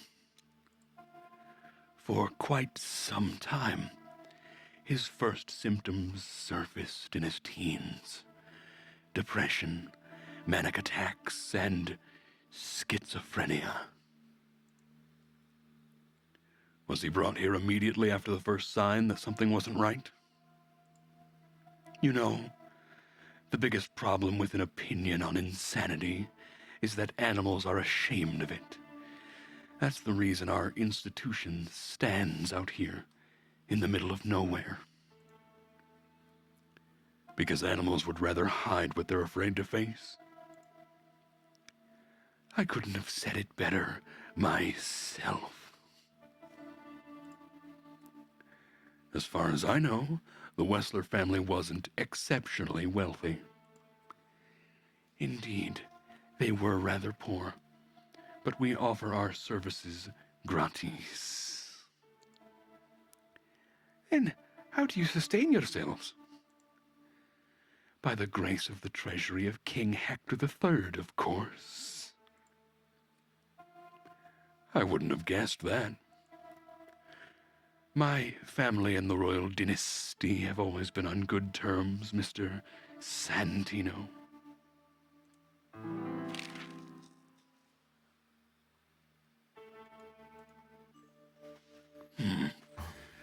Dr. Quentzel's a real mystery, but I can turn that to my advantage.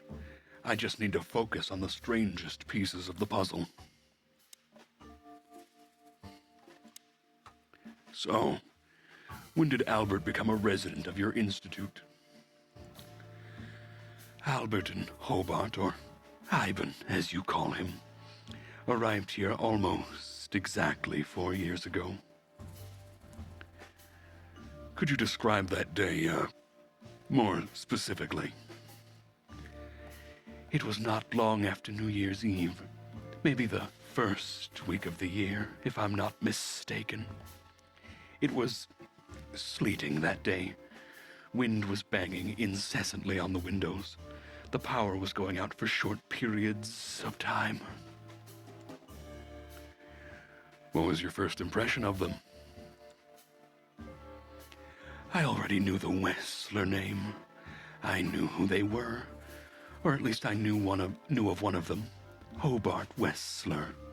He was famous, gangster, moneylender, celebrity, lover. And Albert? He was new to me, an invisible gray ghost. The family had tried to keep his existence a secret. Why? Because they were ashamed of him, of course, Mr. Featherland. That's how it usually is. What was your first impression of him? He was silent, but observed everything that surrounded him. His eyes were constantly moving, never stopped for a second. Was he afraid? I wouldn't say so. It seemed to me that he wanted to move into our institution voluntarily. It looked as if he couldn't wait to be here, alone, locked up in silence and darkness. Didn't you think of that as unusual? Of course I did. But who am I to judge? It was a rather special treatment.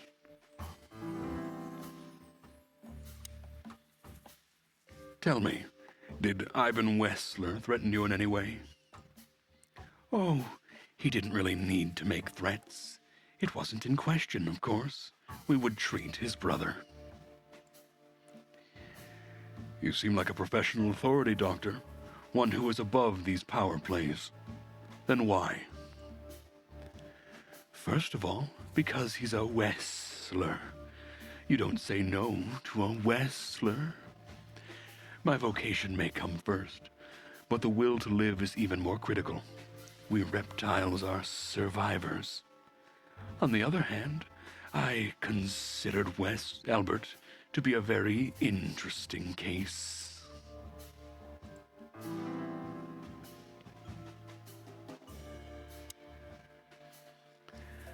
What exactly were the symptoms of Albert's illness? Albert had remarkably strong seizures, Mr. Featherland. He had one every 2 or 3 weeks. How exactly? Could you describe them for me? During his seizures, Albert changed. First, he was raving or having conversations with people not in the room. It mostly happens on occasions when it was raining.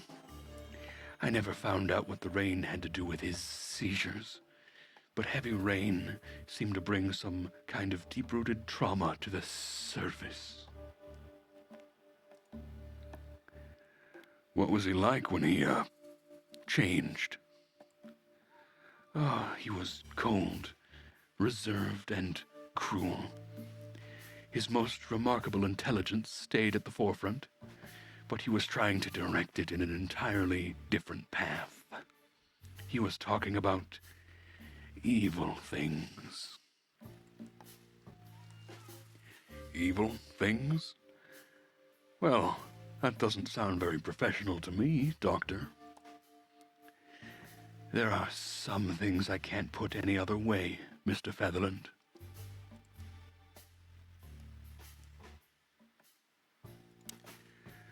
Are you telling me Albert had multiple personalities? We found out very quickly that there was no other reason for the cause of his seizures. He had a cold and calculating personality who sometimes, especially on stormy days, took the reins over their shared mind. He had these seizures from the beginning? Yes, Mr. Featherland. But they started to intensify after Albert left our institution for the first time. He did what? Left the institution more than once? Oh, yes, Mr. Featherland. Albert left the institution on several occasions, until the last time when he failed to come back. Quetzal's not only very observant, but he's addicted to details. I must focus on what I want to get closer to the truth. Focus. Addicted to details.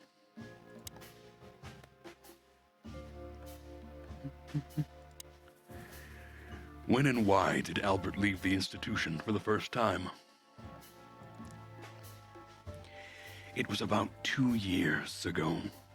Mr. Hobart Wessler appeared and demanded we let his brother go free. Naturally, we obliged. We had no idea if we'd ever see him again. But you did. He returned the same day. Albert was ecstatic. He was unrestrained. I could almost say happy. That was unusual for him? I had never seen him like that before, Mr. Featherland. He just smiled and stared at the empty wall for hours. Did he ever tell you what happened to him outside? Of course he did. Albert and I had a good relationship. He was working on a painting for his brother. Was it a painting of a lovely lady cat? Oh, exactly. So you already knew about that. Yes, Dr. Quetzal. I've seen it.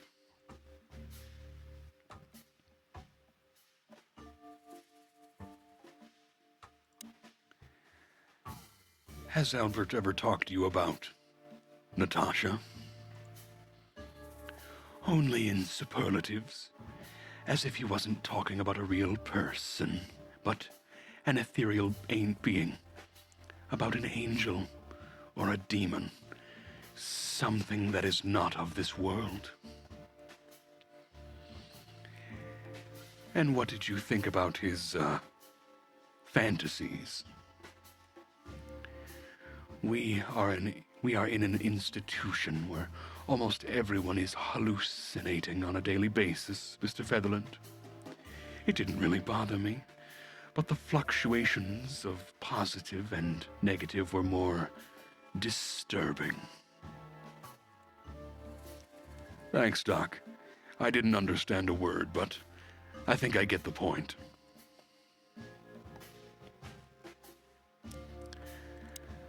So, Albert left on many occasions to continue working on the painting. Exactly, Mr. Featherland. Every time he came back, he was like a different person. But unfortunately, his seizures also multiplied and became more dangerous. More dangerous? Albert was hurting himself, and on one occasion he even tried to hurt me. It was unprecedented. It seemed his confined personality was taking over their shared mind entirely, piece by piece. Do you think the painting caused it? Not the painting, Mr. Featherland, but its subject. Exactly. He was obsessed, right until that fateful day when he returned to us for the last time. What exactly happened that day, Doctor? It wasn't Hobart who brought his brother back, but two of his gorillas. Not literally, I mean. And Albert was in a terrible, terrible state. What happened to him? I don't like to talk about that, Mr. Featherland. It could be vital to the case, Dr. Quetzal. Don't back down. Oh, you're right. There is no use turning back now. So, Albert's tongue was torn out, or cut off. I don't know exactly. And he was blinded in one eye. Or rather, one of his eyes was missing entirely. So you're saying Albert was brought back horribly mutilated? Yes, and they didn't give any explanation as to what happened. They simply told me it was some kind of accident. Dr. Quetzal is cold and professional, but he's also very confused. Maybe it's cruel, but I must exploit his vulnerability if I want to learn everything about Albert.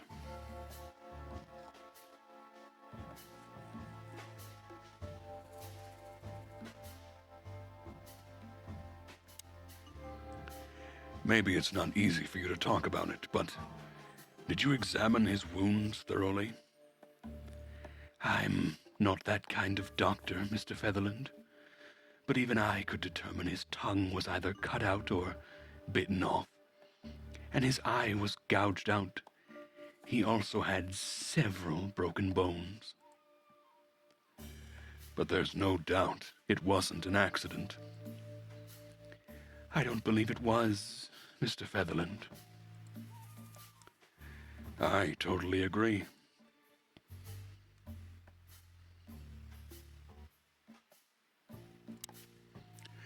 Pull yourself together, Doctor. What was Albert's condition after the incident? Mind your tone, Detective. Sorry, Doc. I can see you're disturbed by these memories. How could I not be? I'm not a monster. We're talking about a mutilated animal here. So, what was he like after the incident? I'm gonna drink some water.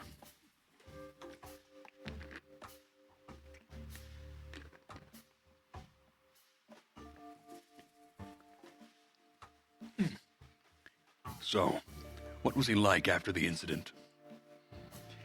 Even more silent than ever. No surprise, I suppose.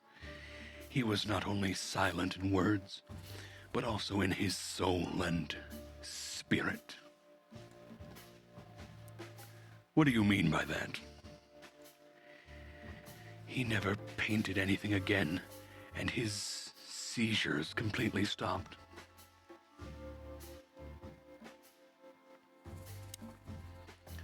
What happened then?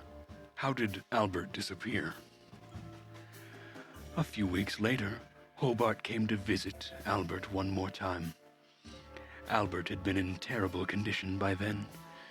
We even had to transfer him to another cell, a more safe one. What did Hobart do during the visit? He didn't do anything. He just sat and watched his brother, who was in an almost vegetative state by then. Couldn't you manage to draw anything out of him? You or Hobart? Nothing. For a while he was trying to signal something. Perhaps he was too afraid. And most likely his fingers had been broken too, so he couldn't even write. Do you think Hobart could have killed Albert? It's horrible to say it, but I'm sure of it. How did he disappear in the end? Did someone come for him? That's what's most eerie about it all, Mr. Featherland. He simply disappeared. His door, which only I had a key for, was open. Did anyone see anything? No one. We interrogated the staff, even the patients.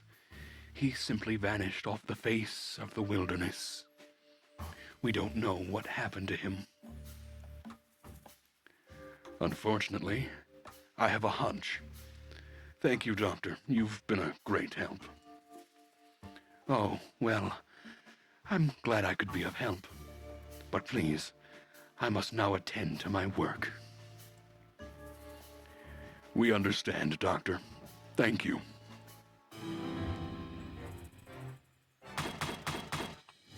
Decent cop.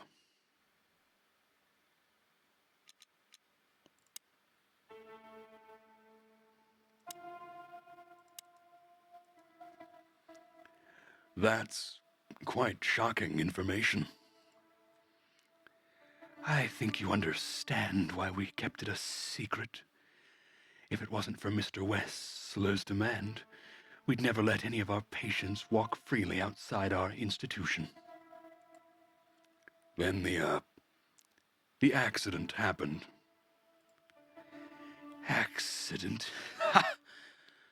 We didn't believe it, not for a second.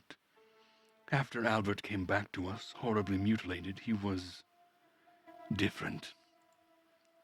Different? How?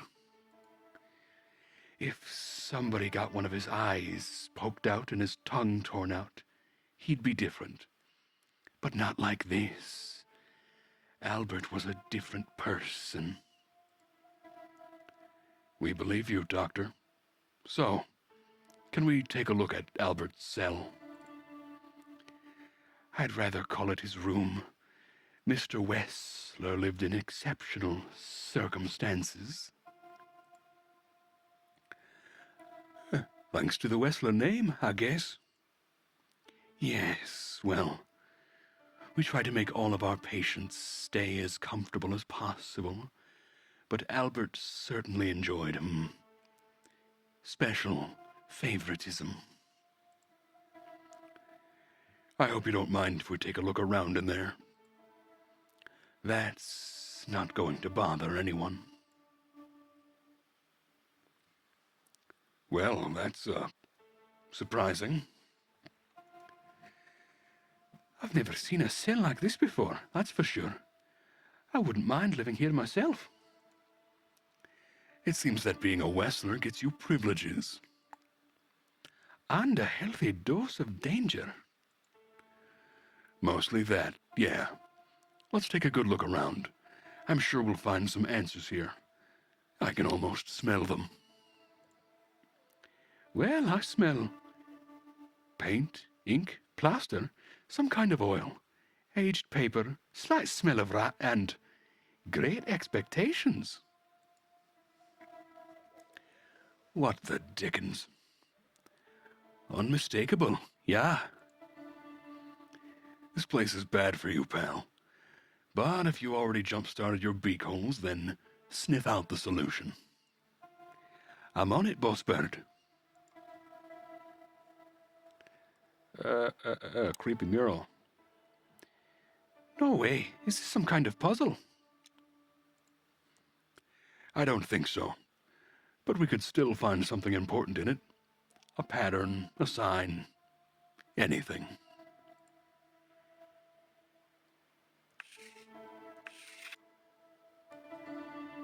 Oh, I can...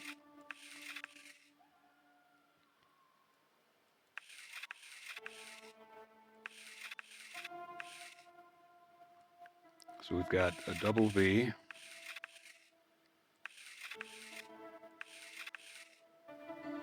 We've got a Star of David. Let's see what else we can find out before we start doing that. Oh, a collectible. Wonderful. You know, I don't think you had it so bad in here. You mean apart from being separated from everyone you love, in an ancient mansion filled with madmen? You're right. As always.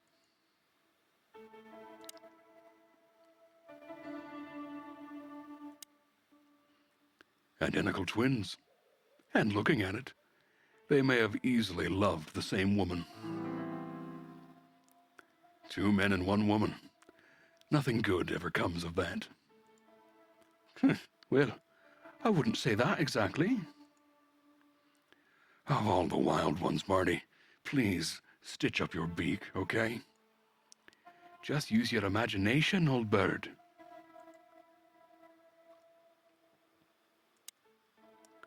Scribbles, newspaper articles, study papers, poems. Perfect chaos. Just like the troubled mind of a troubled fella. Yeah, but there's still a kind of order in it. It's just too intricate for you to comprehend. If you say so, boss. Look at that. A letter.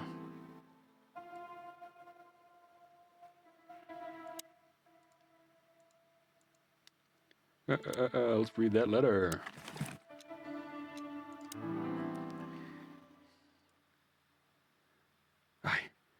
I know I don't exist.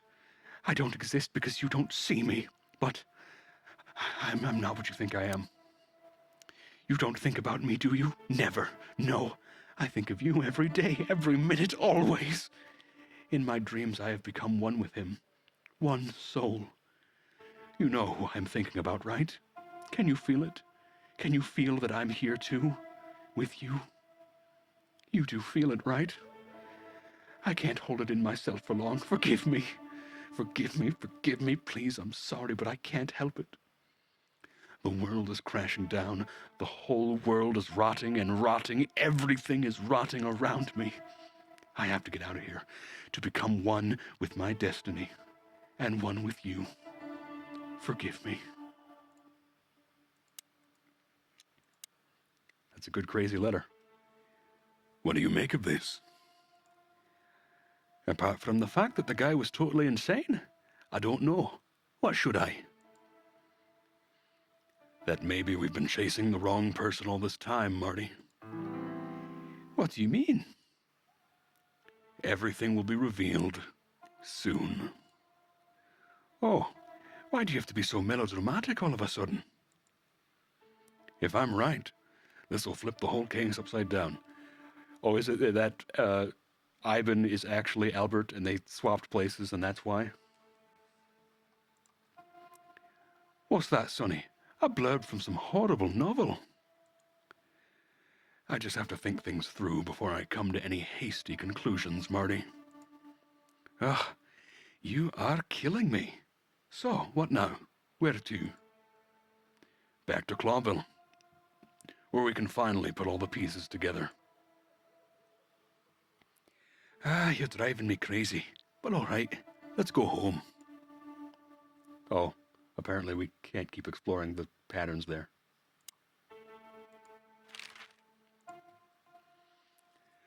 What can you tell us about the woman in the photo we saw in Albert's room? Do you mean Miss Natasha Katzenko? Well, yes. I don't know much about her, but everyone heard her name and her voice around here. Did she ever visit this place? Never. But if you ask me, Natasha probably didn't even know Albert was a resident of our institution. And Albert, did he mention her often? Constantly. It was obvious he had an affection for Miss Katzenko. But I wouldn't have thought him for a moment he could escape because of her. I wouldn't jump ahead, Doctor. Something else could be behind Albert's disappearance. Do you think so? All the signs clearly indicate this. Maybe they do, Doctor. But in my line of work, logic's not always the best advisor. In 99% of cases. Exactly. But this one typically belongs to the remaining 1%. If you say so.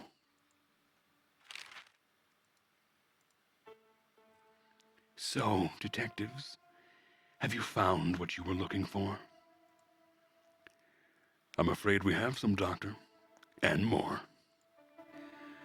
I wouldn't dare to say I'm happy to hear it, but I'm glad to be of service to you. Well, thanks, Doc. And I hope I don't offend you by saying, I hope we're not going to meet anytime soon. Not on account of either of our jobs, am I right? Exactly.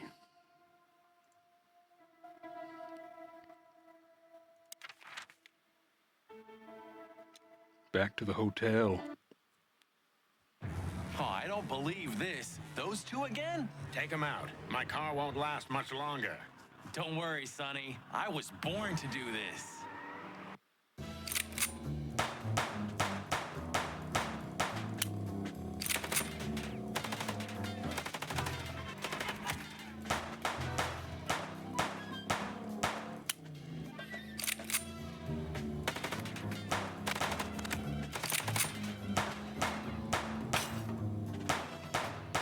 Oh, so you can shoot different bits of it, okay.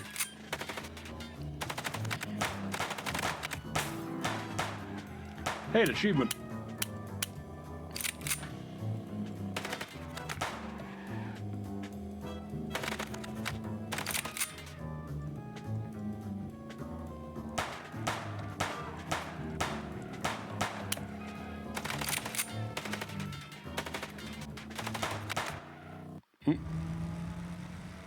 I think I did that right. I hope so. Phew. Well, that was close. A little too close for my taste. And it only strengthens my beliefs. Wessler is desperate. He knows, if we survive, he's done for. Come on, what did you work out? Will you tell me already? Sure. Let's put the picture together, piece by piece. Investigate.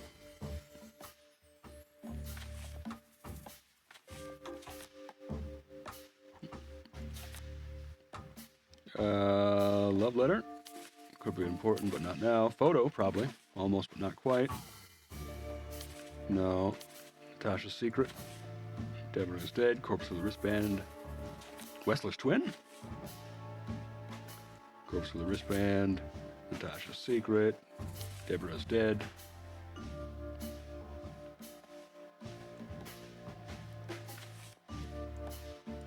Not that one. Not that one.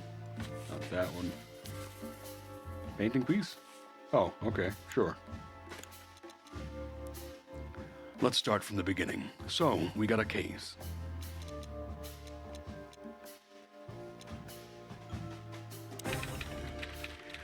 Natasha tried to show us the painting.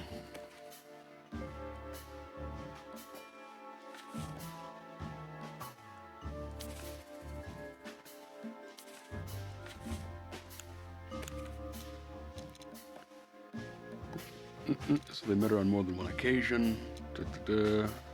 Zip.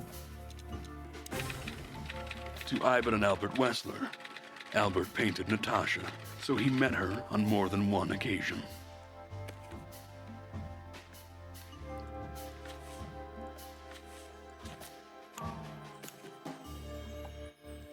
which made Albert. Fall in love with Natasha. Fateful night he killed his brother so he could take his place.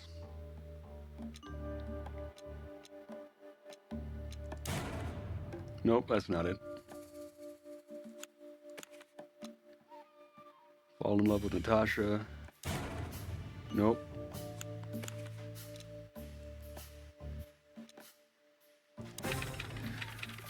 Fall in love with Natasha, and on a fateful night, he killed his brother so he could take his place in secret and win Natasha's heart.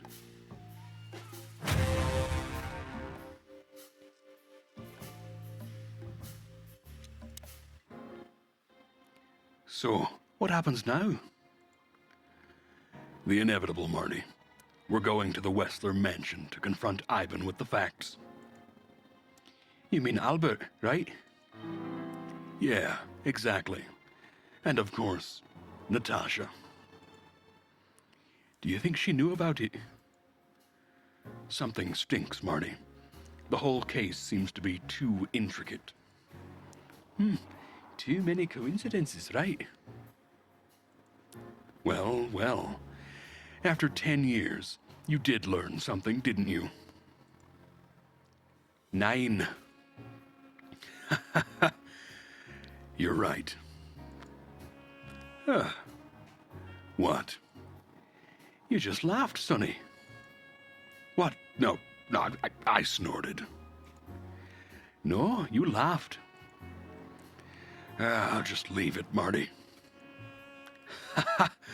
I'll be telling this to my grandchicks. All right, pal. That's enough. Oh, okay. So, Albert fell madly in love with Natasha and decided to have her for himself. And his best chance was to trade places with Ivan Wessler. So that's why the torn-out tongue. Yeah, Ivan couldn't squeal, even if he wanted to. What a diabolical plan. More like insane. But why the messages then? Why the threats? Albert got what he wanted. He could have gotten away with it. I'm not a psychologist, Marty, but remember what the doctor told us. Albert has a seriously injured mind and a split personality.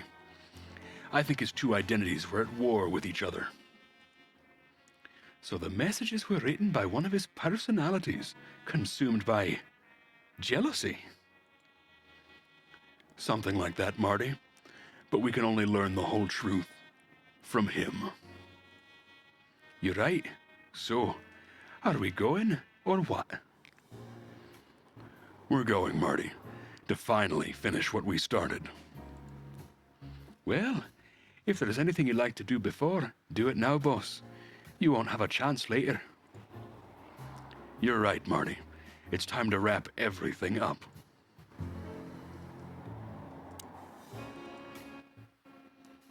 Hey, Lewis, you weren't awake all night because of us, were you? I've never been this excited, Sonny. Seriously, it's a great honor to be part of the team. What is it? You, Lewis, you don't stutter anymore? What? Just now, you didn't stutter, not even a little. Oh, I must be exhausted. It happens sometimes. And it's back. So, thanks again, Lewis. You always get us out of trouble. Come on, boys. Don't even mention it. It's me who's grateful to be part of the adventures of the chicken police. Maybe the last one, too. Hey, Sonny, don't spoil his mood. He's so cute. Pardon? Nothing.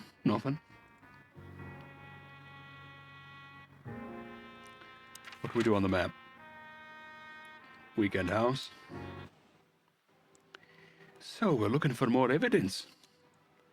No, I was just thinking. We could take another look, just in case. Okay, sure, but don't even ask, Marty. You're really becoming sentimental. One more word and I swear I'm... Yep, I'm gonna shut it.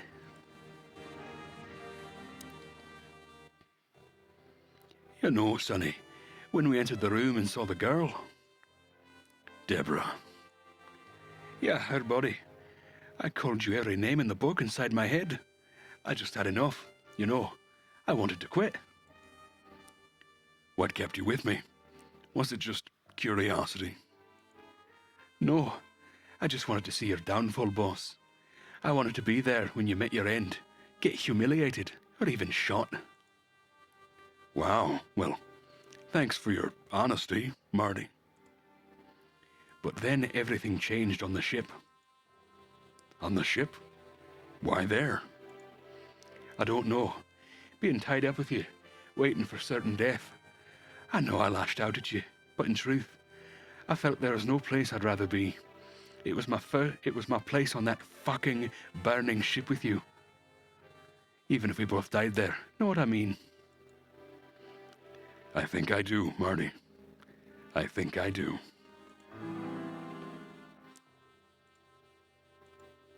So, I guess there's nowhere left to go but forward, huh? Nothing left to do but kill a rat. As the Chicken Police. Painted Red Edition. For the last time. For the last clucking time, partner. Swear? I swear. All right, let's hit the road.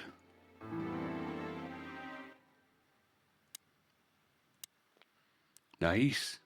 Yeah. Oh, it's the same as last time.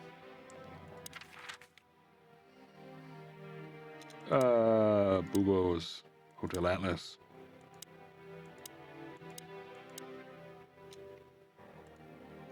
Let's go to a newsstand, why not? Well, if we have anything else to ask the old beaver, this is the last chance. Hey, don't steal my style. Just learning from the best. Let me give you some advice. Don't.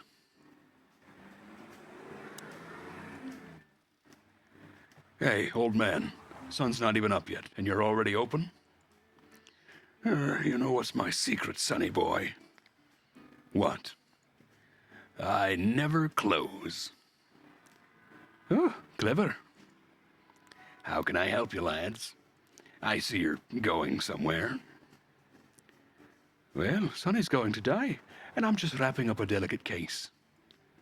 So, you'll be off to the Westler residency then. You're sharp. You're sharp, old beaver. Well, me dear lads, I'm glad I got to know you. Hey, don't you start too. Oh, I'm just kidding.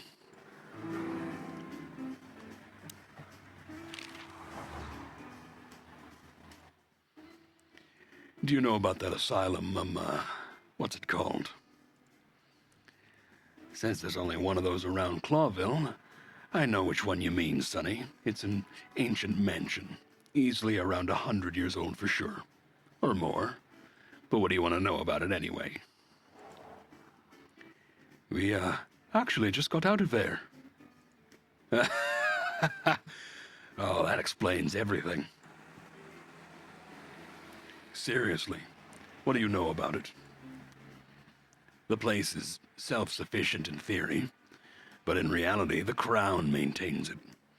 No one knows the exact reason why, but according to gossip, they used to keep someone in there. Someone who was either part of the royal family or just very close to the fire. But who knows? Maybe it's just a legend. Well, they say we're legends too, and we're standing right in front of you. Am I right? Oh, what can I say then? This whole city is full of legends. Legends don't burn down villages. Do you know Dr. Quetzal? Do you mean Professor Quetzalcoatlus? You'll laugh at this, but we went to university together. You did what? Do I not look the type to you? No, well, I didn't mean that. I just didn't know you went to university. I studied psychology, Sonny. Only I forgot to graduate.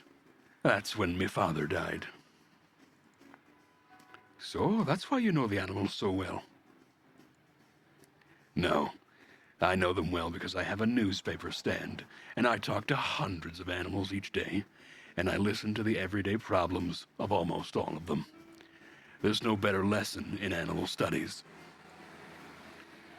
You surprise me every time, old beaver. And what do you know about him? Can he be trusted? You're afraid he screwed you. He looks like a terribly dishonest snake, but don't let your prejudice overshadow what your waddle tells you. Quetzal's one of the kindest-hearted and most honest animals I've ever known. Good to know, Uncle Mullen, or rather, Professor Mullen. Hey, don't get cocky with me, little chickie.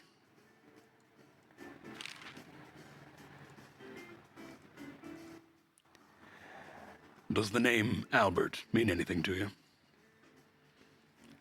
I know multiple Alberts, Sonny. Which one do you mean? Albert Wessler? Ah, I see you're in a funny mood, sonny boy. I'm not joking, Mullen, but I'm surprised there's something I know and you don't. And who is this Albert, anyway? Ivan Wessler's hidden son, maybe? Even better, my friend, his secret twin brother. Oh, ho, ho, ho. You've walked into trouble there. I was hoping you could tell me something useful about him. I can, sonny boy. Avoid him. Avoid the whole Wessler family. Those who happen upon secrets that sink deep without a trace. Well, I used to be a professional swimmer, didn't you know? No, I didn't. I lied.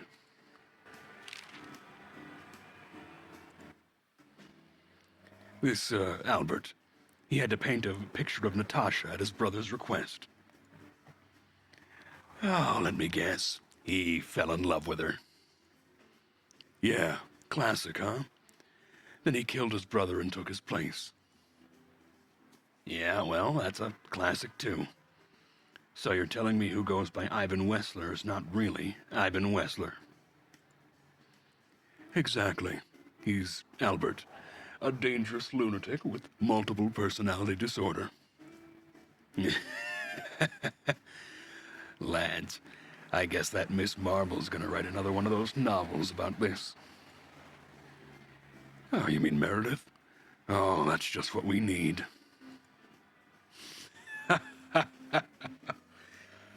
Once you sold your soul, it's too late to cry about it, sonny boy.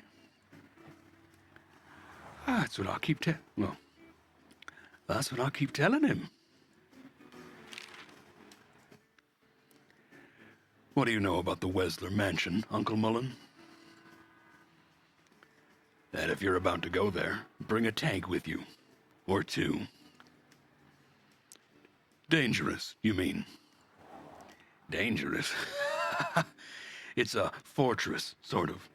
Giant walls, watchtowers, and of course, Wessler's hired thugs are waiting for you there.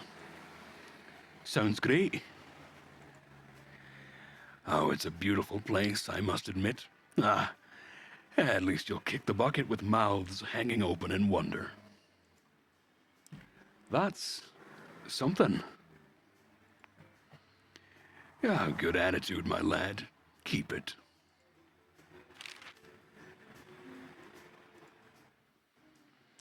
Got any good advice? Oh, I always have some for you lads. Don't get shot, for example. Oh, that's very wise advice. Why haven't you told us before? Could have saved Sonny some painful memories. If you carry on like that, Marty, you too can learn how it feels. Oh, you too.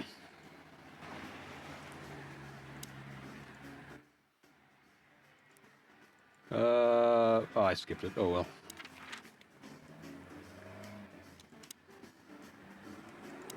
Hot Dog, Hotel Atlas, Bubo, Weekend House, Hot Dog. Back to Bubo. Hey, Bubo.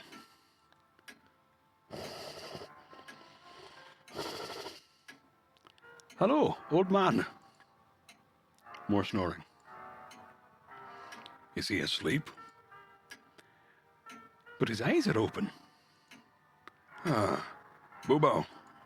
Hey, what is it? I wasn't sleeping. You were something. What the hell are you doing here, chickens? Sonny wanted to say hi before he suffered an unpleasant death of lead poisoning later tonight. Would you shut the cluck up, Marty? You're not funny. Oh, I am a little bit. Oh, you're going to Wessler's, huh? Bingo. We're gonna put an end to this madness. Ooh. Oh, you're stirring up an even bigger madness, am I right?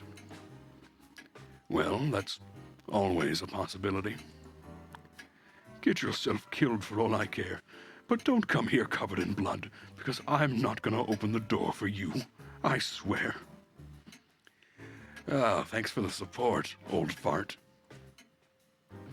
Don't mention it, you old gizzard.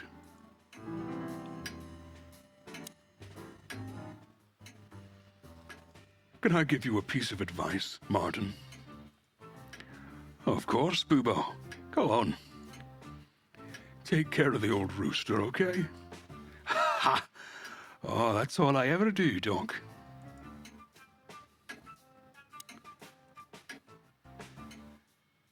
Oh, we've already read that. Let's talk to Ursula. No hard feelings. Oh, what can I say, boys? I have a big, soft heart. You sure do, Ursula. Oh, would you like a nice hot cup of tea? No thanks. We just came to say goodbye. Why? You going somewhere? Traveling?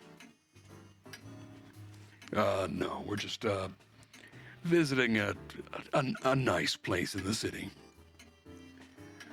Sonny's gonna die. Shut up, Marty.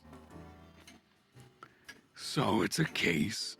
Well, be careful, boys, and I'm sorry I snapped at you the first time. You don't need to say that, Ursula. We deserved it. You're a good boy, Sonny, and Marty's a downright saint. Come on, Ursula, stop that. All right. Weekend House, Hot Dog, Mullins Newsstand, Hotel Atlas. Hot Dog. You know, Sonny, few places are as cozy as the Hot Dog at dawn. You have a point. The silence, the fog, the sunshine slowly devouring the sleeping city. The smell. Yeah, the Cobbler district has its own distinctive aroma, that's for sure, but wait, do you smell that?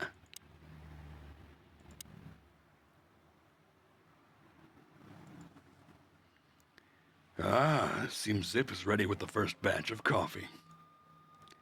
That's waiting only for us, my friend. Bug guy is gone. Well, he's out. He's brave indeed. Or an idiot. They are often the same, Marty, and you should know.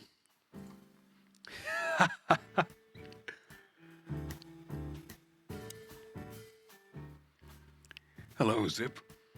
I see they kicked you out. You know, Sonny, they told me I could stay in there for 48 hours if I wanted. Well, maybe you should have done that. Shit. I had enough. Fuck it, you understand? When you interrogated me, you opened my eyes.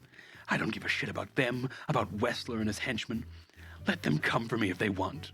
It's not going to be easy for them, you can be sure of that. That's the Zip we know and love. Thanks, Marty. So, why are you here? One last coffee before the end. You going to get him? We don't have a choice, Zip. We're grabbing the rat by the tail. No screwing around, no playing it nice. Ah, I see. Ivan's really got to you.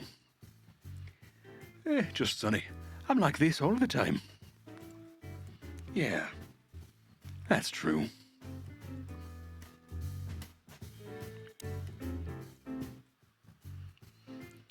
And what do you expect will happen when you get there? Oh, they'll either let us in, or we'll blow open the doors and go in guns blazing. How hard can it be?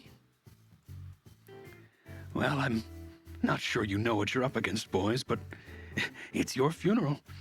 I'm just glad I got to know the legendary Chicken Police. Hey, don't write us off yet. I'm just getting ready for all the possibilities, Marty. Hey, chicken coppers.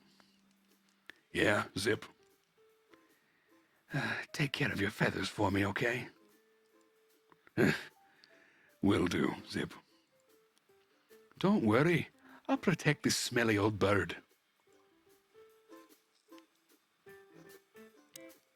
I mean, that's a great line to end that conversation on, methinks. Weekend House, Mullen's Newsstand, Hotel Atlas, Bubo's Place. Or have I not? I guess we haven't been back to the Hotel Atlas, maybe?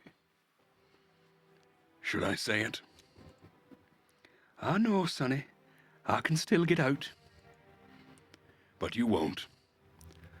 On the beak. Thanks, pal. Forget about it. I'd just be bored to death otherwise. Okay. I think this is a great ending point, personally. We'll pick up next time with the confrontation, and depending on how long that takes, I might even have the second part of this game ready to go for you. With that being said, I would like to thank, looks like the both of you, for hanging out for this time. Little tech issues at the front, but that's not so bad. I'm going to go review the footage here, see if we had any crackling issues. I didn't get any notice of them, so I think we're good to go. With that being said, I got to go get ready for D&D. I got to stand up. I've been sitting for too long. We'll pick this up next week with the end of Painted Red, I'm going to assume, judging by the sound of it. But who knows? Thank you for watching. Slice you next time.